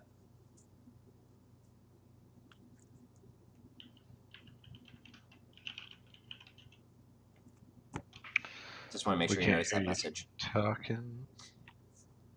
Somebody just disconnected and reconnected. Was that Kane? All right. I don't know. Okay, cool. I just had to exchange something with Kane real quick. All right, so yeah. Can't so, hear Kane. No Kane talking. So you all, that's fine for now. Simba was here. You all, sit in the cell for a while, sort of worrying. When a male Yuan-Ti pureblood walks by the cell, and you see him very subtly, with sort of a flick of his wrist. Well, actually, wait a minute. Let me think. So, yeah, So, Colleen, you're situated fairly close to the bars, actually. And he reaches very slightly in, pulls out a little piece of parchment, and sort of in a very quick motion, sort of flicks it onto your lap. And then keeps walking down the hallway. Ah, So you are still able to use your hands enough to like do something about that for what it's worth. so what's on the parchment? So you sort of maneuver your arms around, pry the thing open, and you read the following. A few minutes from now, your cell and shackles will unlock. Turn right out of your cell, walk to the end of the hallway, then turn right again. Your things are in a room on the left. Leave through the open window just past it. Turn left, then go carefully and quietly to the western gate. Tell the guard that Estava said you could go. If you want to save your friends, then head into the woods and make your way to the western wall of the temple. Watch out for traps in the woods. Look for a spot near the center of the wall where the stone is a bit darker than the rest. There's a small sluiceway camouflaged against the wall for sewage runoff. You can use that to gain access. Be careful that you don't touch the wall. Your friends will be well guarded, but some sort of ceremony is happening by the river at midnight. That'll be your best chance. Wait for most of them to leave, then go. So, here is that message.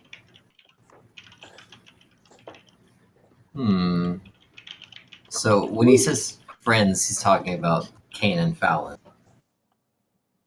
And the note, or everyone else. I mean, that's the message. Yeah, but like everyone else is in the cage with me. Correct.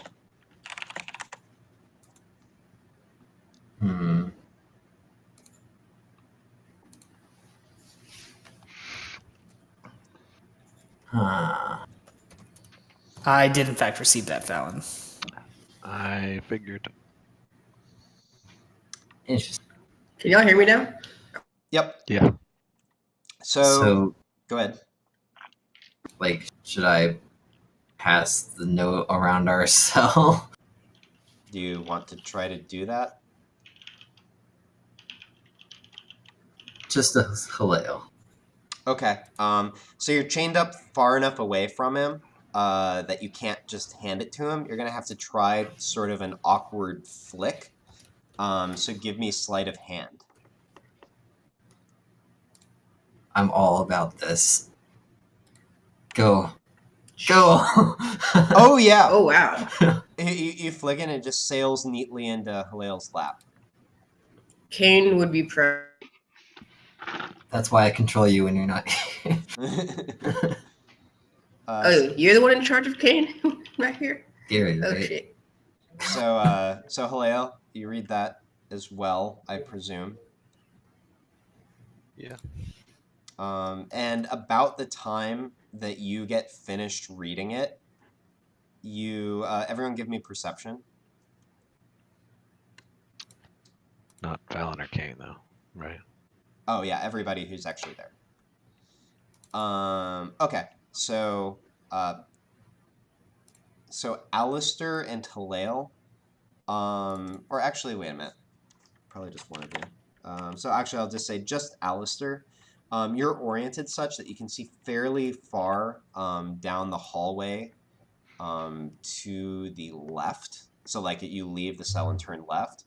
And you see the same Yuan Ti who just walked by, standing at the corner there. He seems to be talking to somebody.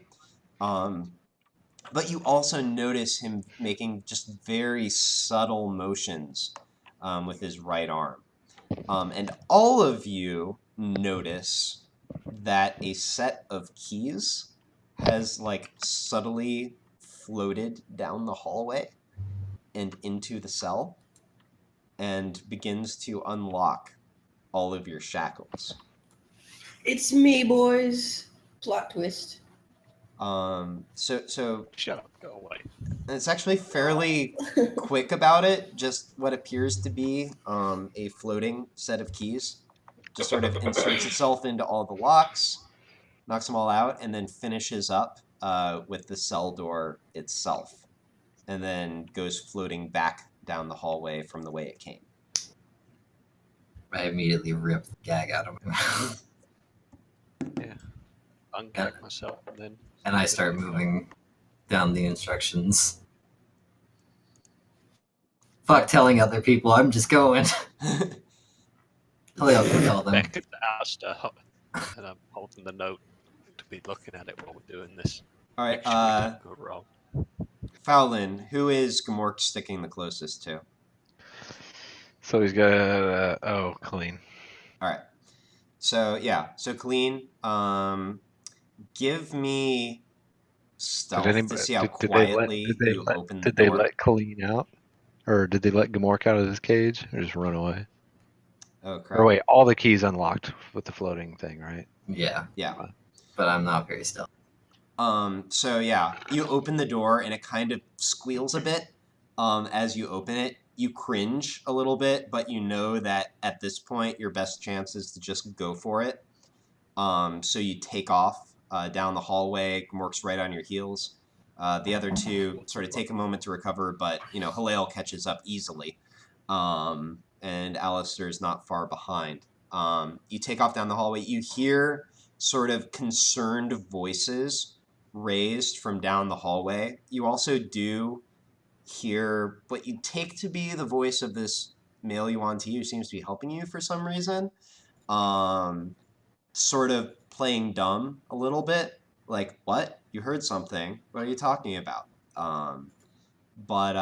Yeah, you take off down the hallway, and about the time that you make it around the corner, you hear footsteps coming towards the cell to investigate. So are you going to look for this room that allegedly has your crap in it, I suppose? Yes. All right. All three of you give me survival. What about Gamork? Have faith. Sure, Gamork too, because he can totally smell it. Find our things, Gamork. He can smell them. Find them, All right. Gamork. I feel like you've handicapped my dog. Halil, Holy shit, guys. Oh, so is that adding to Halil? To Halil, yeah. Okay. No, I wanted my 0 to go to a 2. Yeah. All right. So that actually, Alistair, you actually turn the wrong direction down the hallway for a moment. Colleen, you sort of get confused, and then you notice Alistair going the wrong way. So you dart back quickly and sort of grab him and keep going. Halil, you do actually manage to get ahead. Alistair, you notice your mistake and are like, well, crap. Halil's going to have to do, Halil and Gamork are going to have to do this. You give Halil a little help. And you do, in fact, find the room with all the shit. Sort of, I wave immediately pull a mirror out of the bag. All right. Then I say to Halil, grab the scepter. Why would you grab a mirror out of the bag? I'll grab the scepter out of the bag. I will also grab a mirror. All right. And from now on, anytime we get to a corner, I'm using a mirror to look down the hallway first. Okay. So at this point, you grab all your things quickly. Some of your stuff was a little bit scattered. Do you want to take your time and make sure you got everything, or just do the best you can quickly? Did I find my necklace with lasso? You did find it. It was laid out on the table, but it is there. As long as I have Best I can. my arcane focus, my materials components, and a mirror, I'm happy. Okay. You take just a quick moment to make sure that the essentials are there. You do, in fact, find them. But at this point, you hear running footsteps coming down the hallway in your direction. Panic. Out the window. Wait, oh fuck, there's 4 of us here, isn't there? Damn it. Yep. Out the window. Why aren't there 3 of us? Gamork, let's go out the window. All right, Fly. so Colleen and Gamork head towards the window. Both of you give me acrobatics. As it is large enough to climb through, but a little bit... Well, then I grab Halil before he gets to the window, and I turn us both invisible. Okay. So Colleen, you jump out of the window, no problem. Gamork leaps up and kind of scrabbles against the wall, but Colleen, give me athletics. I think that's a -1. Okay. Yeah, you manage to grab onto Gamork and pull him the rest of the way out. So you two are out. But you hear, so Halil, this kind of thing is no problem for you. So you run up to make the leap next, and you severely misjudge the height of the window and just sort of like awkwardly flop into the wall, and then sort of slide back towards the ground and land on your butt. And this is the point where I grab him and cast invisibility, which I have to make a D5 roll. Yep. Oh, no, I think it resets when you long rest. Oh, did I long rest? Yeah. Oh, I have all my spell slots and stuff back too then. That's great. Yep. So it's just D20. Okay. Yeah, as you do hear footsteps coming around the corner at this point. But yep, you invisibility up. And you sort of press yourselves against the wall as you see... slightly further away from the window so that if they were to come check the window, they wouldn't bump into me. Yeah, for sure. So you see one Yuan-Ti Malazan and 2 purebloods sort of come to the corner and aren't sure where to go. The Malazan points in the other direction and sends the purebloods that way, and he runs himself just straight past you. And the footsteps disappear down the hallway a moment later. Okay. Then, while I'm invisible, I take the time to gather the rest of our things. Okay. If anything was left behind. Like, I'm looking for my ring of light. I know I had some potions and stuff. I just gather whatever I can, including other people's stuff. Yep, you slip back into the room. Give me investigation.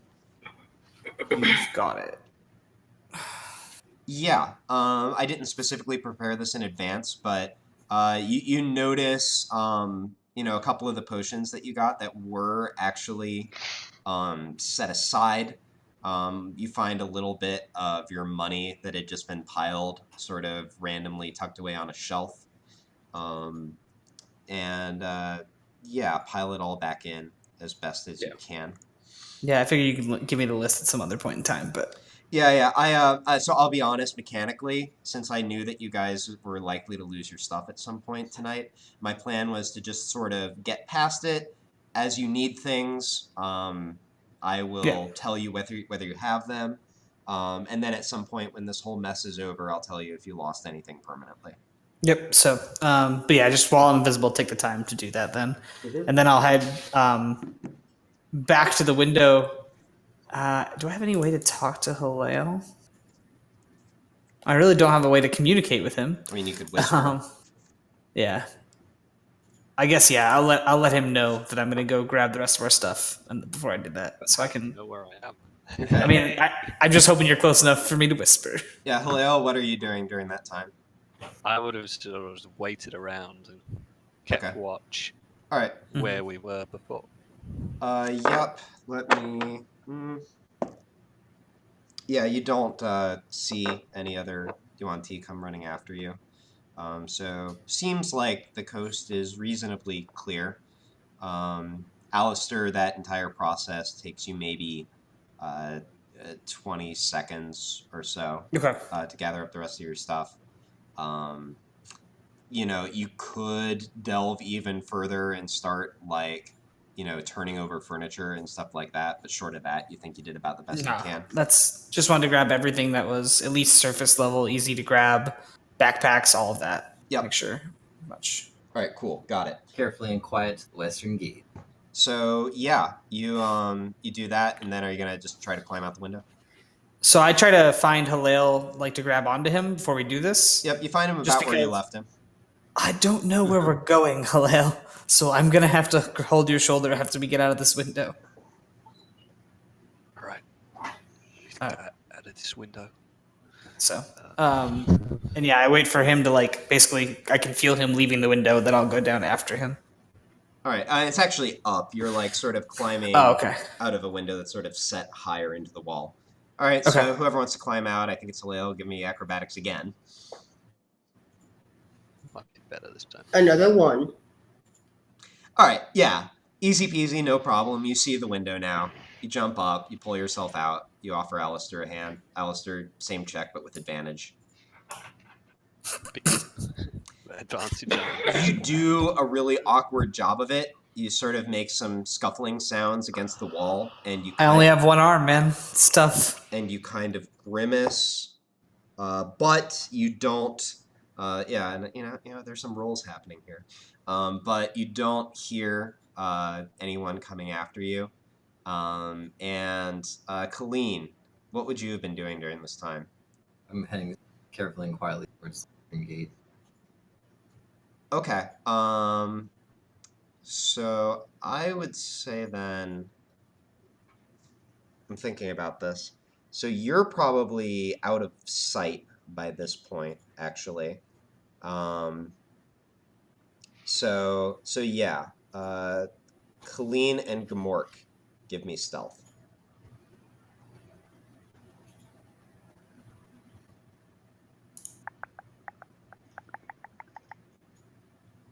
Okay. Alistair and Halale, are you just trying to do the same thing? Basically, you don't see Colleen and Gamork. I have to follow Halil. I don't know where we're supposed to go. I didn't read the note. But yeah, I mean, staying invisible, keeping my hand on Halil's shoulder and going wherever he leads. Yeah, and Halale, are you just sort of leading in the direction the note mentioned? Yep. All right, Careful, cool. quiet, of course. So, Colleen, you and Gamork slip through the city. It's fairly early in the morning. There are some people out, but you manage to sort of dodge out of sight, sort of duck into cover when you're, when there's danger of being discovered. Because you're moving quietly, actually at a certain point, Halale and Alistair, you do catch up to them. Do you want to try to get there? And actually, give me perception, both of you. Perception, you said? Yep. Okay. And Alistair, you do notice Colleen and Gamork sort of huddled behind a pile of crates near an intersection of two streets. I don't know how I point to Halil. I lean in and I say, up ahead on the left, Colleen and Gamork. Just whispering in his ear. Mm-hmm. This is nice. Where I think starry his- night. I'm whispering where I think his ear is. Yep. Can we roll to see if he figures out where his ear is? I say we just follow them. Yeah. All right. Let's not draw attention to things. So you sort of stick behind them as Colleen and Gamork make their way forward, and the two of you do, Colleen and Gamork, do eventually make your way far enough. You know what? Actually, give me a... no, I already went past it. That's fine. Do eventually make your way to the western gate, and you see you do see the usual sort of skeleton sentries around the wall. You also see sort of sitting inside the gate, kind of lounging on a sort of a makeshift, like he kind of has like a box set down and then another box set up on top of it to make sort of a chair back, and the Suanti is just sort of lounging there. Drinking a mimosa. I just play it casual. And Okay. Just sort of walking up. casual. Play All it right. cool. And he sort of looks over at you and says, "Yeah, what are you about?" Some business in the woods. Estava says that I'm free to go. Give me insight. I see that smile, Casey. Well, it's the kind of thing that none of you are probably ever going to figure out, but I'll totally tell you after the session because it doesn't matter and it's kind of funny. Okay, so you don't notice the sort of look of deep concern that crosses his face. Actually, Alistair, you and Halale are walking behind. Give me insight as well. I'm half tempted to use my inspiration. You're welcome. I Halale. noticed less than Colleen. Yeah, you notice shit. But Halil, you do notice when Colleen mentions this name, he like sort of freezes. He goes. You can't believe that Iwanti can do this, but he goes a little pale, and he just sort of nods and reaches down beside him, sort of kicks a lever, and the gate swings open just a little bit, and he just makes a little go-ahead motion with his hand. I briskly make my way out the gate with Mark. All right, so you all slip out the gate into the woods, and you hear the sound of the gate closing behind you.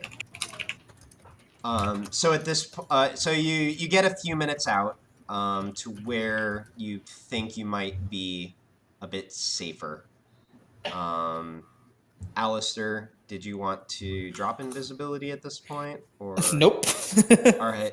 Should Colleen and Gamork get ambushed, I would like to have the upper hand on something. All right. Colleen, where are you going? I am looking for the western wall of the temple and keeping an eye out for traps. All right, give me survival. Things that Colleen is good at. This is why I have Fallon.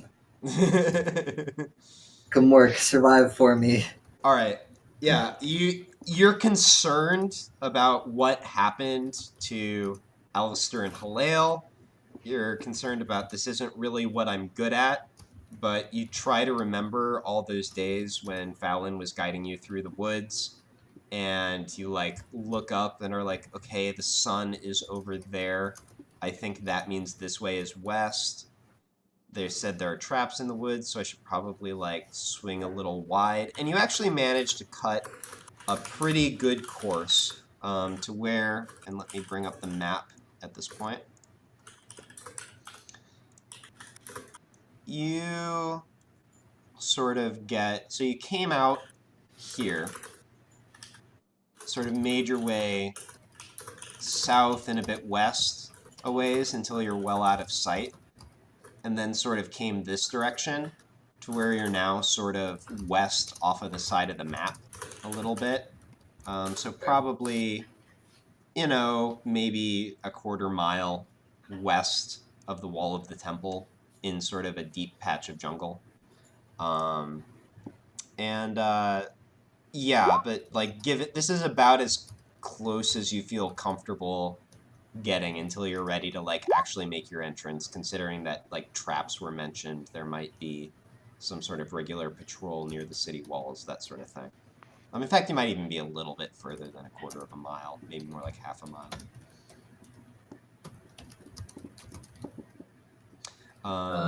And let me think. Yeah, invisibility would still be up, actually. So, and actually, you know what? Halil and Alistair, give me stealth.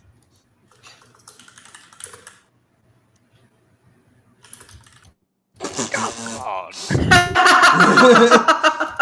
I think I'll find you. Don't you get advantage for being invisible? Do you have Yeah, I advantage in think you do, self-defense yeah. for being invisible? Oh, do you? Oh, Yeah. I don't know. I'm a little bit But- sad because of that, if that's true. Well, I don't notice. Like, Khalid sees nothing. Holy shit. Conditions Okay. invisible. Yeah, and it would have to be the condition because It does invisibility not. spell. It is not. It's impossible to see without the aid of magic or a special sense. For the purpose of hiding, the creature is heavily obscured. The creature's location can be detected by any noise it makes from any tracks it leaves. All right, so Colleen, you get to this point. You know, your heart has been racing a little bit because it's obviously a tense situation. You're doing lots of things that aren't familiar, and then you hear a really loud snap of a tree branch from behind you. You sort of get nervous and spin around, and then let me think. Yeah. And then you hear the sound of something crash into like a large bush right next to that. And you actually see the bush like depress visibly, although you can't tell what like large mass just crushed this bush. Wait, so how did double in that one to work? I feel like Which way did we come I into didn't this ask city? for a perception check. Yeah, I think he was doing a passive okay. perception. Oh, never mind then. Never mind. I didn't even look at that check. That's where I thought you were looking at her check. I was like, I feel like a 4. Yeah, no. Where did we enter this city? Just so. You originally entered from the north, North gate. right here. Top right. Okay. So, So my so my now- wandering zombies are just somewhere in the woods over there. You know what? Actually, let me. Wandering zombies. I'm gonna- Wandering zombies. All right, let me see here. Roll for random encounter. Roll for a random. Oh wait, actually, I never set. All right, that's what I'm gonna do. I'm gonna roll this one more time. Okay. Your zombies are somewhere. Yep. I feel like once we're all gone from this place in like 100 years, someone's gonna be wandering through and just run into fucking zombies. Be like, why are there zombies out here? What? Like the And they'll world be thoroughly destroyed by the confused. demon army by then. Don't worry, guys. We're on the case. We'll save the world. Nothing can stop us. Wait, in which timeline? I tell Gmork to Not this attack one. whatever jumped in the bush. Not to attack. No, to attack. Okay. Jump on and whatever it is. Gamork, attack. Sweet, I'm gonna fight Gamora. All right. Not like Fallon, I'm gonna let you narrate for Gamort. So. not like two of our party members aren't regularly invisible. Sorry, can I smell them? I Give mean, Gmork me never rolled. perception. Gamora should know our scent by All right. now, So please. you know, Gamork had not been previously asked to track. Didn't necessarily realize anything was concerning, but has actually noticed some time ago that Alistair and Halil were following Colleen. Then Gamork hears the crash. Colleen tells Gamork to attack whatever was there, but Gamork has a pretty good idea who it is. Are you guys standing up? We're invisible. Well, Yeah, we're invisible, and I think I Halil's uh, guess in the I bush. just fell into Yeah, a yeah. bush. yeah, so Alistair I'm not. just stepped on a really loud tree branch. Halil, like, Well, I totally wanted belly Gamork to flopped go into a up and bush. like put his paws on you and lean on you. Alistair's standing wasn't up. Sure. Yeah, that's what he does that to Alistair then. Okay, I So pet it looks Gamork. like he's standing and leaning on nothing. All right, Gamork so sniffs the air. Colleen, yeah, you see Gamork standing on his hind legs, apparently resting his front paws on something. He'd recognize the smell of that body oil from anywhere. Quickly shatter. Dear God. TPK. TP. Actual worst. Alistair fills the whole room situation. with the shatter. I think Colleen, it's us. Oh, but I had some really creative ideas about how to reveal you. I mean, I think at the point that Gamork leans on me and I'm petting him, I'd feel comfortable whispering. Oh, I was gonna like flare you guys.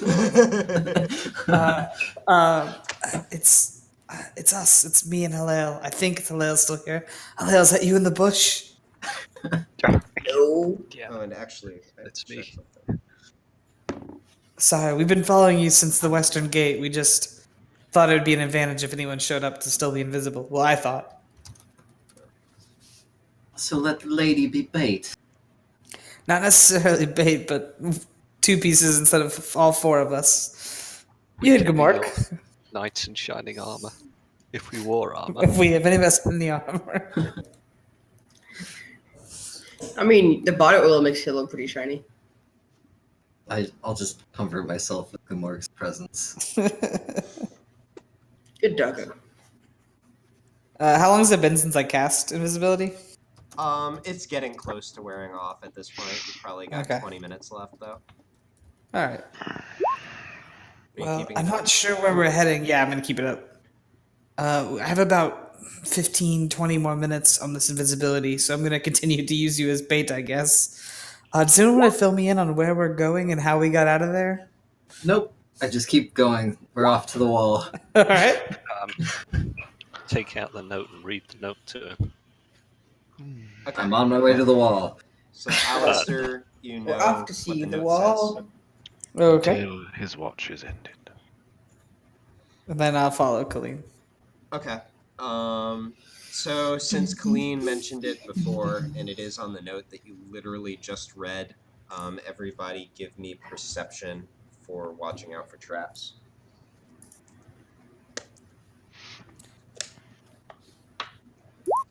Oh, and also everybody give me stealth. Man, not your night.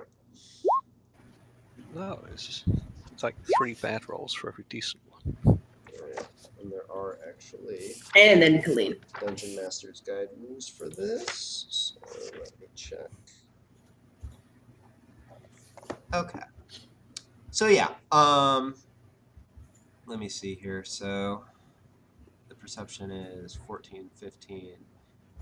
Yeah, all right. So, Halal, at one point, Alistair does, or actually, yeah, Alistair does kind of put his hand on your shoulder and point out a trap that you were walking towards, actually a pit trap, sort of camouflaged onto the ground. Colleen, leading the way, you're just totally fine. You snake between all of them. And get to where the woods are fairly thin at this point. So you're about to be coming within sight of the wall. That being said, you find little patches of cover and dart your way from one to another until you get right up against the western wall, to where somebody would literally have to be standing on it and just looking straight down in order to see you. Give me another perception check to find your way to where you need to get. Black spot. Find it. Oh, sweet. Oh, jeez. It has been found. Ah, jeez. Oh, jeez. All right, so yeah, I mean, I meant for everybody to make the check, but I'll just go with that. That's good enough. So yeah, Colleen, you actually noticed it from a ways out and walked basically straight up to it. And as you get close to the wall, you sort of look down and to the side and actually see a little area disguised against the wall, where you have to be just a couple feet from it to notice that the ground sort of descends very steeply. And you can see the stonework of the temple going even further down. It's just wide enough for all of you to sort of slip into it. And at the bottom is kind of a wide gutter pipe looking thing, but large enough for you all to sort of squeeze your way through. So I take a gulp and slide down, careful not to touch the wall. Right. You all pretend just I'm not. you all following? I think so. All right, so as you slip your way down, the stench of rotting food scraps and sewage greets you, and you make your way into the earthen tunnel. And at this point, we're going to go back to Kane. Yay. He's still Man, alive. that was a good night's rest with those mangoes and back and things. I had a really good sleep. Just a company. So yeah, in the time that these people have been escaping from prison, navigating through trap-infested woods, and Minor torture. yeah, some light torture. You've actually been doing pretty well for yourself. I mean, yes, you have had guards watching you at all times, but you had a pretty good night last night. You woke up, you did a little morning exercise. You got a Doing little my bit stretches. of sun. Yeah. Starting to get a little bit boring just because you're not allowed to go too many places, but at least you're comfortable. So you're sitting inside the guard chamber, just sort of leaning against the wall and taking a moment to not think about things. When, Ooh. I'm gonna send a thingy to what's his face, Alistair. okay. How you guys holding up? Did you leave the wait. city or not? Wait a minute, let me think about this, actually. No, that would have been taken from you, actually. Dang it. Okay, never mind. I tried, boys. Yeah. No, that would have been taken. Okay. Oh. But you do hear a little voice sort of at the back of your mind. So, are you comfortable with this, Kane? I'm gonna look for the source of the voice. Look straight ahead. This is just in your mind. It's Tirsa. Oh, you're still here. Do you say Okay. that out loud? I think it. Okay. Yes, I'm still here. I haven't felt the need to say anything for a while, but you seem to be in a bit of a pickle. What are you talking about? Always with the pickles. Yeah. Well, I'm being treated very well by Visaya. yes, but do you really think she has your best interests in mind? I mean, she is a good, kind of benevolent ruler. I don't see why she would do anything hurtful to those who follow her. Yes, but let me put it this way. Let's say you wanted to leave. How do you feel about that? I don't see why I have to leave them. I mean, I don't see a reason to leave. Hmm. I kind of thought about it earlier, but then I was like, but why? So Right? This is how with the crown does, right? Yeah. No, this is about right. I don't want to leave, right? Because of the crown. Nope. No, you don't. So Okay, just trying to role play that correctly. Yep. You're good. That being said, I have to check something. Cool. Like besides, I don't have to leave. There's nothing. I mean, my friends are okay. I think. She said they'd be cool. I'm not in any danger. I don't see a need to leave. So, a moment passes, and is it gonna be that? Why are you still in my head, by the way? Just it's getting give crowded me, up there. Give me a second. I need to look something up. No, Casey. No mercy. All right. I guess it'll have to be this. Or wait a minute.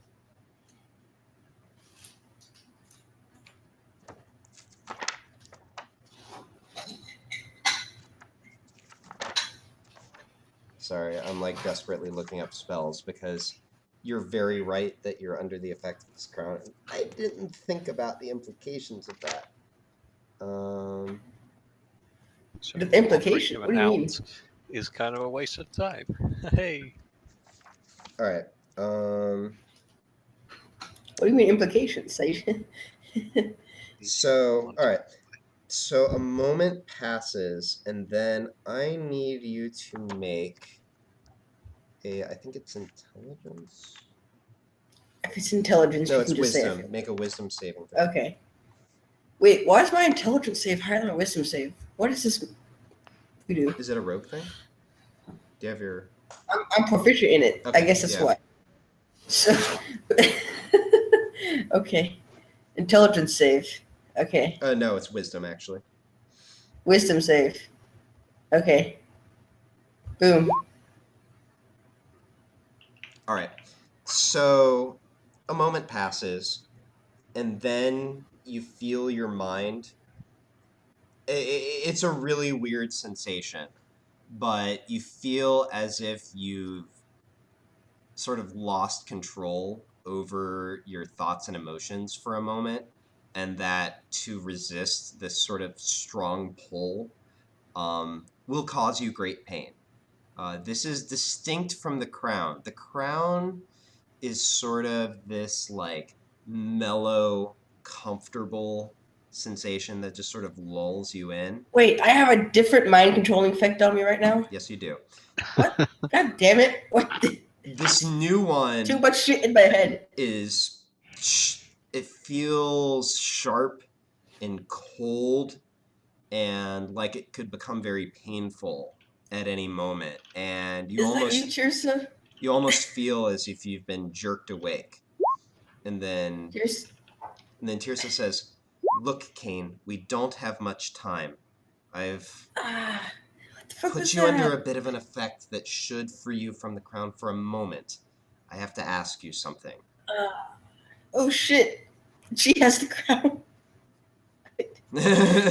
My friends, oh fuck. She's not taking care of them. God damn it. Exactly. Now, It all dawns in Kane. this is normally supposed to last longer, but given our situation, I don't think it will. I have a proposition to make you. Okay. There are 2 psyches inside your head, and only one of them is currently controlled by the crown. Are you following? Cool. No. But I trust your judgment. Voice in my head.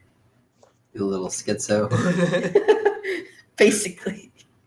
What I'm I have saying... like 3 voices in my head. What I'm saying is that if you'll allow it, when the moment is right, I'll give you back control. Okay. The Seems good. rules of how this sort of thing works oblige me to tell you that this will offer me more influence over your mind. But, hey, I haven't done anything that bad yet, right? I didn't even know you were here until like 2 seconds ago, but okay. We need I've to talk been about here this ever later. since Dale's Harbor. We can talk about it later. Yeah, later. You definitely talk about this later. Anyway, are you agreed? When the time is Sure. right. Very well. And When the time is right. And with that sort of sharp, cold sensation abruptly disappears. And once again, you're mellow and comfortable and happy. I'm sure they're fine. I don't know what I was thinking just now. My friends are fine. And yeah, one of the Yuan Ti who had stepped out for a moment comes back and What's up, my snake bro? and he's like, lunch. And he gives you sort of like some Mexican street corn. There's what's it called? There's like, you know what? There is a fucking burrito al pastor on this plate. Nice. Do you want some, my snake friend? This is a bit too much for me. I'm a bit of a light eater. He Churros. he looks at it for a moment. He swipes the corn off your plate and hands it to you. Wait, what? Huh? Okay, I take the corn.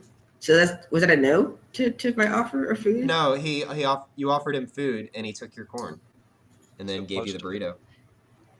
Oh, I thought you said he took the corn and handed it to me. That's why I was like, what? No. He took it for himself. Oh, and handed me the rest of the He food. just took the Okay. whole thing. Oh yeah, because you said he took the corn and handed it to you. Oh, I was switching its in a bad way. Yeah, man. Playing the pronoun game with us. Yup. All right. So yeah. And So, has Lady Messiah said anything about my friends? She said they'd be treated nicely. and he's like, I haven't heard anything, but I can ask for you. That'd be great. What? Very well. By the way, what's your name?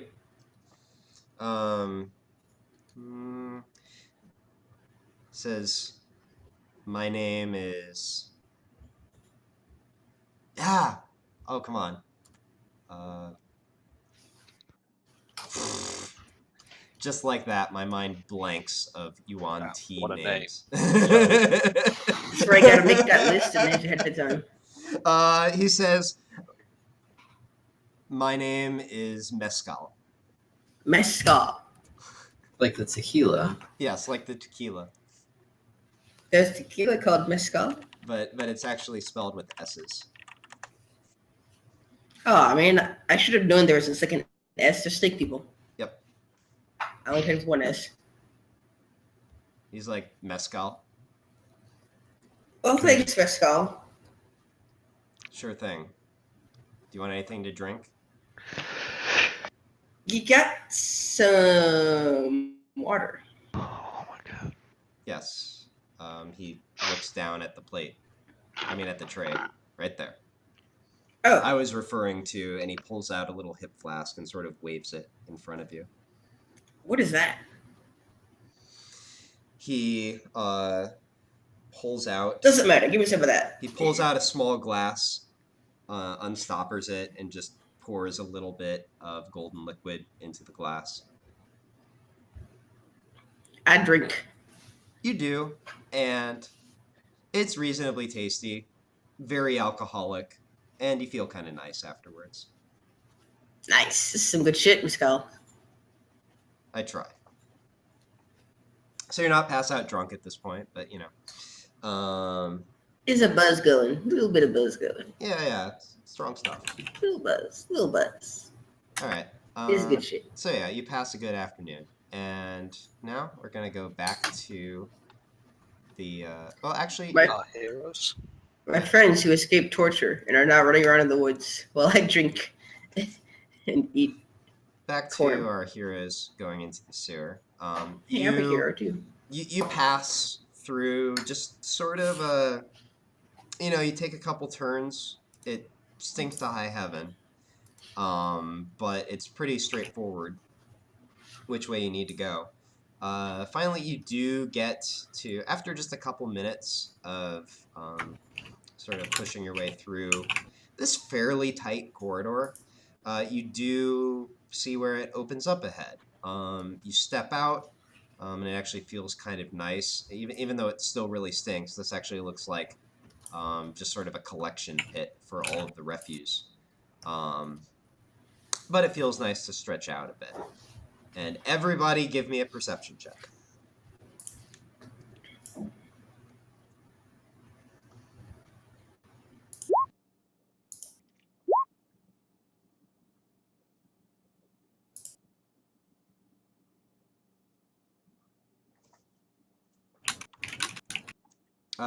Fallon, you can give me one for Gmork too. Oh, sorry. Yeah, sorry. I thought I was still out of I the. forgot to mention that. Because Gmork is with the group. Oh, you mean okay? Sorry. Thinking about that. Just trying to fix the setting again. All right, and actually it is smell for Gmork, so it does have advantage on this. Colleen and Halil, please give me nature. Nature. Mm-hmm. Neat. Okay, so you step out into this area. Colleen, Gmork is right on your heels, and as he steps out, and you're sort of stretching and enjoying your freedom, you hear him growl very softly next to you. Are you kidding? And you look over in the center, and Halil and Colleen, both of you notice sort of an odd, sort of large lump right in the center of this chamber. And Colleen, you actually then make the further step and recognize what this thing is. This is not just a pile of garbage. This is actually something known as a shambling mound. Oh no. So terrifying. So, yeah, sounds like you already have some idea what this is, but for anyone who may not, this is just sort of a big pile of, like, vaguely sentient vegetation that passes slowly through bogs and swamps and apparently Yuan-Ti garbage pits. Sort of absorbs nutrients from its surrounding and lies in wait for prey to come by.